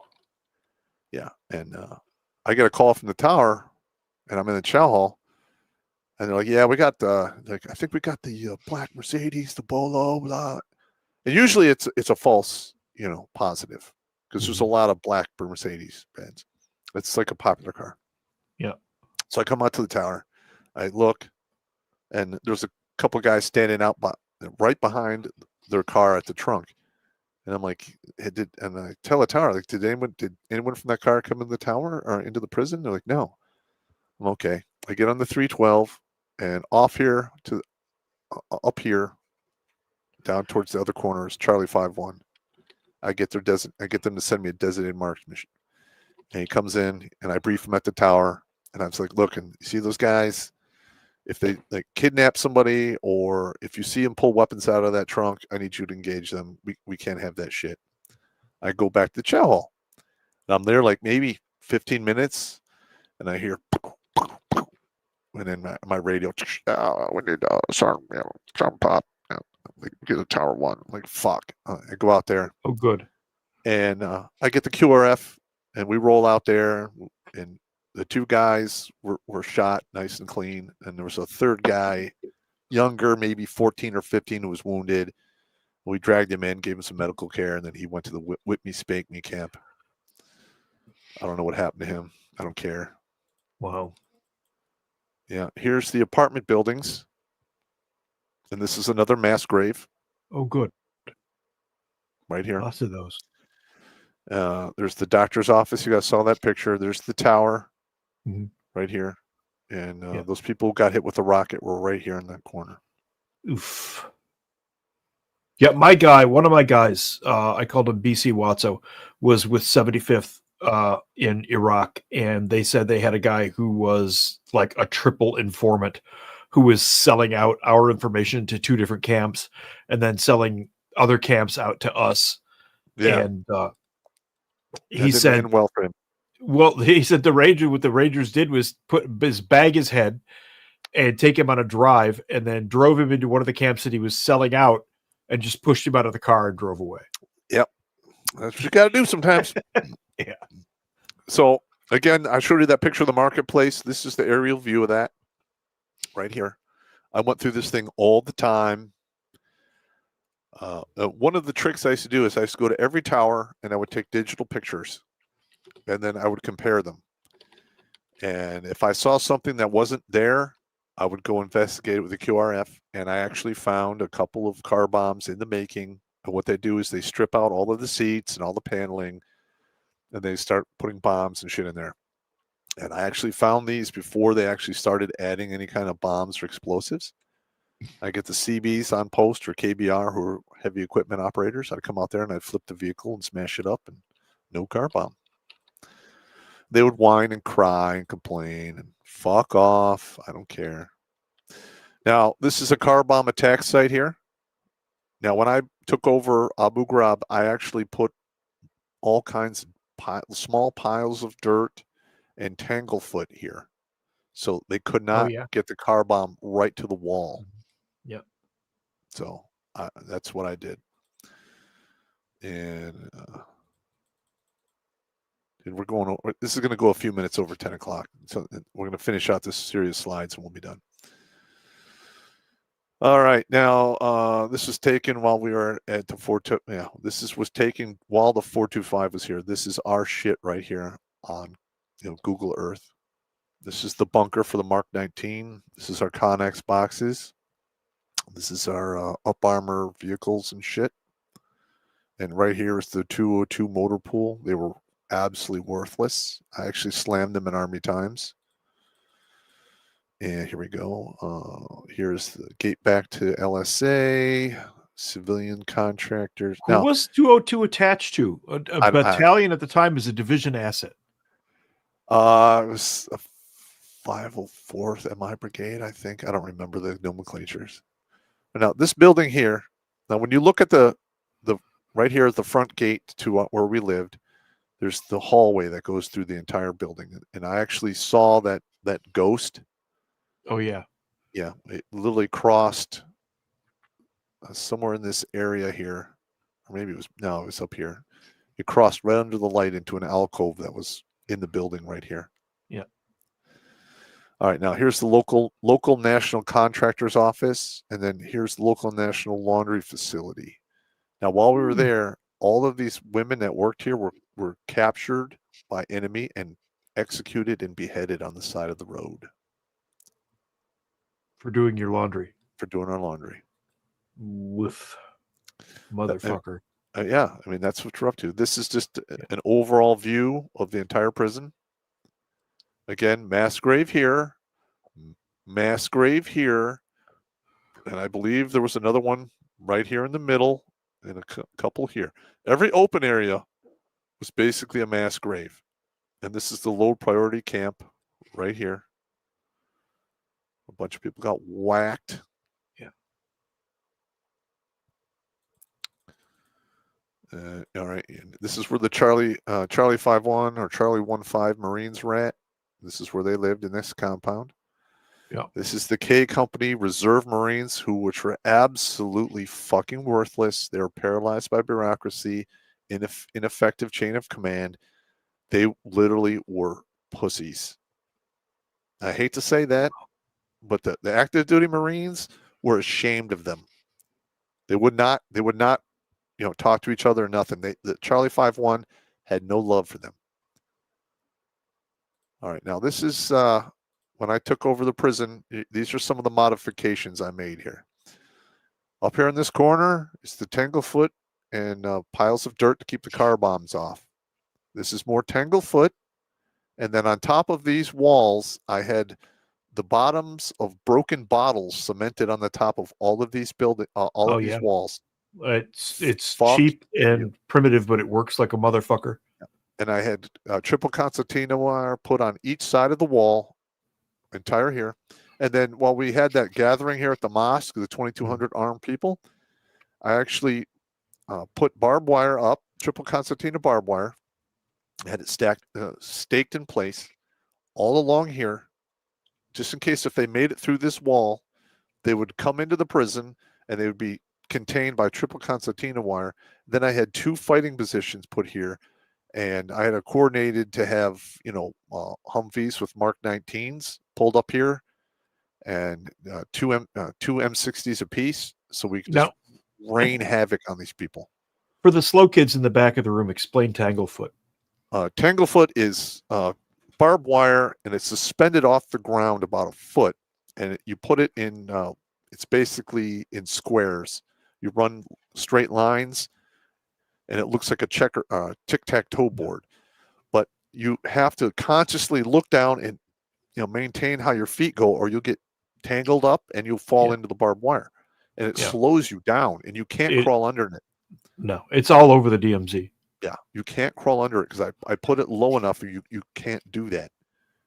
So if you're in a hurry and you need to you get caught in Tanglefoot, and we put grazing fire on it like we had here, you're done. You are done. Yeah. So, I mean, this is just another overall picture. I made this in like 2009-ish. Here's the ASP for our 425 guys. Again, we weren't supposed to have this Connex. Nobody knew we had this Connex. Fuck them. That's good though. Storage, more vehicle storage. We had there's a whole bank of generators right there, And this right here is, again, the mass grave. And this is that's just an overall. Now, we got moved over to Slayer, and this is where we wound up living. Now, this was headquarters, and like, yeah, it was just headquarters because all of the other platoons were now hoarded out to other commands. And apparently, during Saddam Hussein time, all of his officers would vacation around this place, and it was torture, rape central.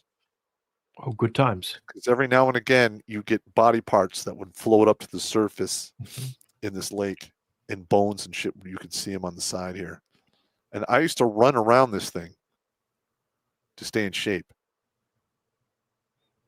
That's the fucked up shit we got here. All right, that's it. All right. No, we'll go back to this one. Now, here's the checkpoints to victory. So this is Abu Ghraib prison. This is about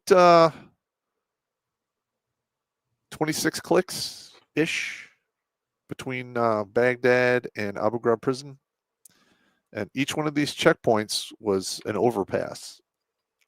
So if you were traveling and you had to radio in, you'd be like, I'm 1 mile past checkpoint 1, or I'm coming up on checkpoint 2. So we know where you were. If shit went south, we can call in air assets, and everyone knew where the checkpoints were, so we can get some Berber and boom boom on you in time. All right, and this is an estimated in 1 year, 03 to 04, 10 U.S. personnel killed at or near this location, 15 to 30 wounded, 6 convoys hit, 7 tankers destroyed, several contractors kidnapped. Only 1 was recovered weeks later. They found some of these other guys later, but they were long since buried in shallow graves. All righty. This is the turnoff to victory. This is checkpoint 3. So you come off here, and then you take this fucking stupid fucking dirt road to victory, which is off here to the right. And every now and again, we would take fire from some of these buildings, and nobody would do anything about it. And I had actually called some of my guys and give these locations up to them. Then they got Berbered and boom boomed. All right. Several bomb attacks. Here we go. Yeah, this is checkpoint 1. There was all kinds of car bomb attacks here. They blew this bridge up several times. This is where they cratered the road when we got shot up on April 10th. Again, stick with me. I know this is going on a little longer than I anticipated, but this is the real deal, man. All right, so if you go down this road this way, you hit Fallujah. And this is where we found a whole, like, what was it? 03, 04, 30 to 50 local national workers were kidnapped. 50% were returned alive. 17 vehicles from the prison were hijacked. A whole group of women working for KBR laundry facility were executed, and 10 to 20,000 uniforms were taken. The workers regularly never showed up because of threats to family, and many simply never returned to work. Weeks later, we learned that they were beheaded and or executed. All took place in near the visitor parking lot, just beyond the overpass. This is like I was responsible from this wall to about 1.5 miles. Now, did I go out here on the regular? Fuck no. But I did have to go out there from time to time, and it was a fucking nut roll.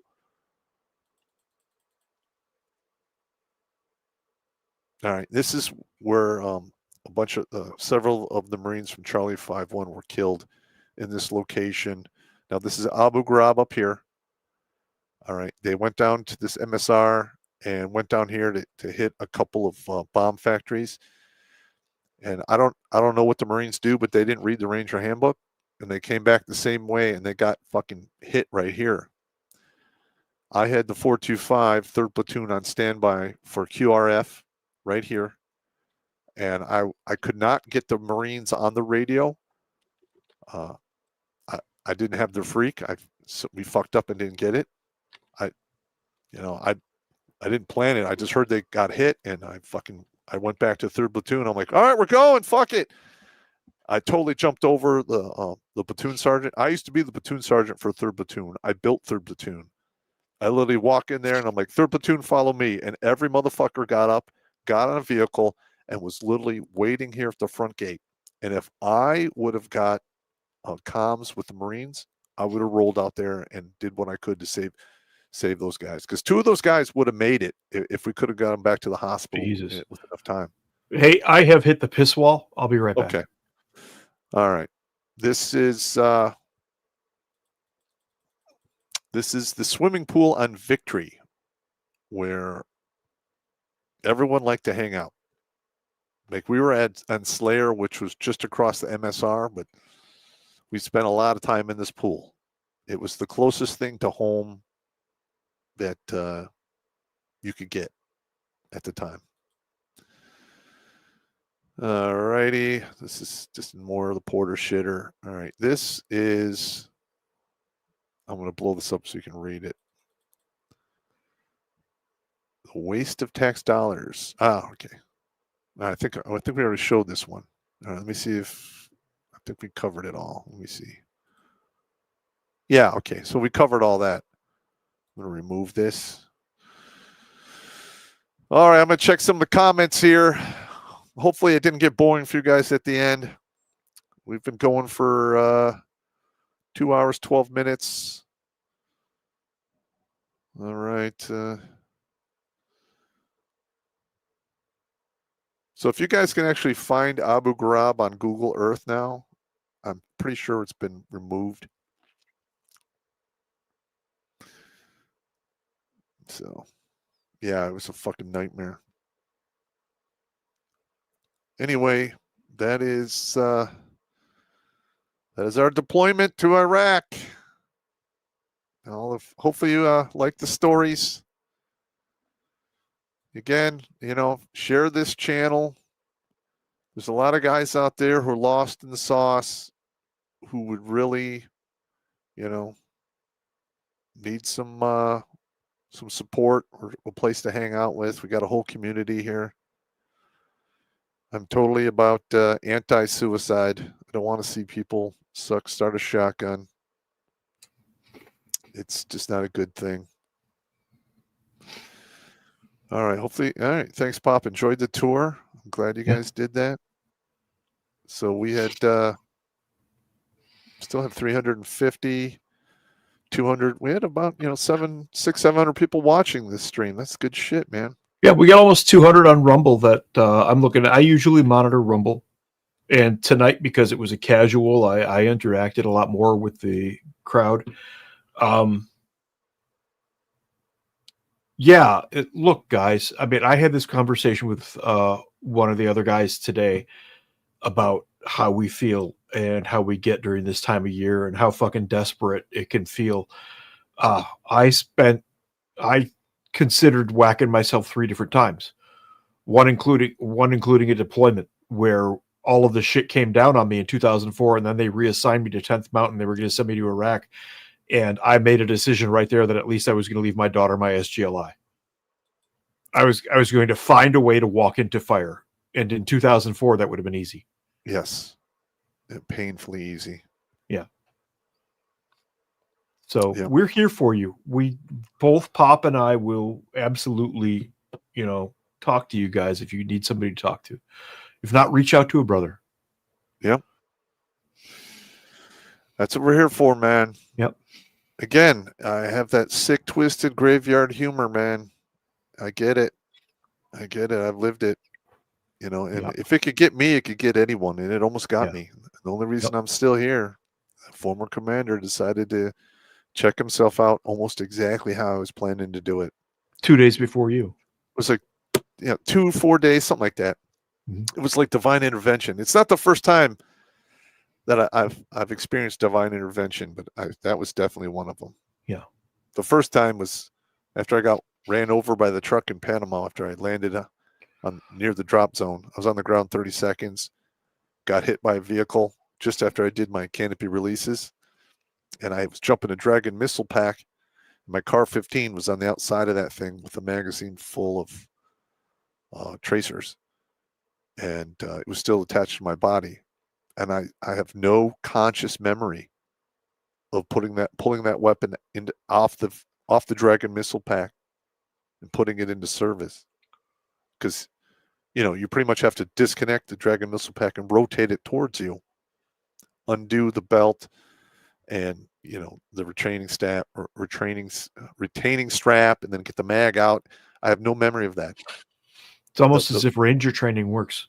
Yeah, it's like the vehicle pulled off me and it was magically in my hand. I have no memory of putting that weapon into service. Didn't you do that jump with a full sled full of boom boom plus the motorcycle? No, not the motorcycle. I had a Dragon missile pack, and it was full of boom booms. It had a Skedco in it. It probably weighed about 100 pounds. I mean, I was a flying ammo pallet, and I had to carry my roommate out too. I got crushed by his chute when it opened. Wow. Yeah. So I mean, yeah, I'm not here to get all weepy and crybaby with you, but that I would consider that divine intervention.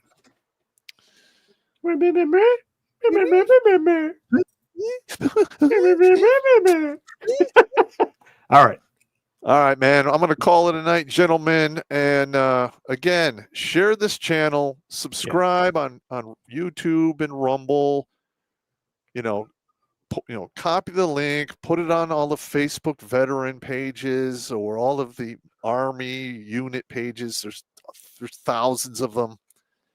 I would like to have guys sign up to be on the PR team, so you can share links out, what have you. And then when we read another life saved on the air, which we have another one coming up, I would love to have a PR team just shoot that out to the media. 574. Yep. Yeah, we're going to read 574 into the record either this week or next week. That's a battalion of men. I'm one guy on a shoestring budget, engaged in guerrilla warfare against mainstream media and big tech.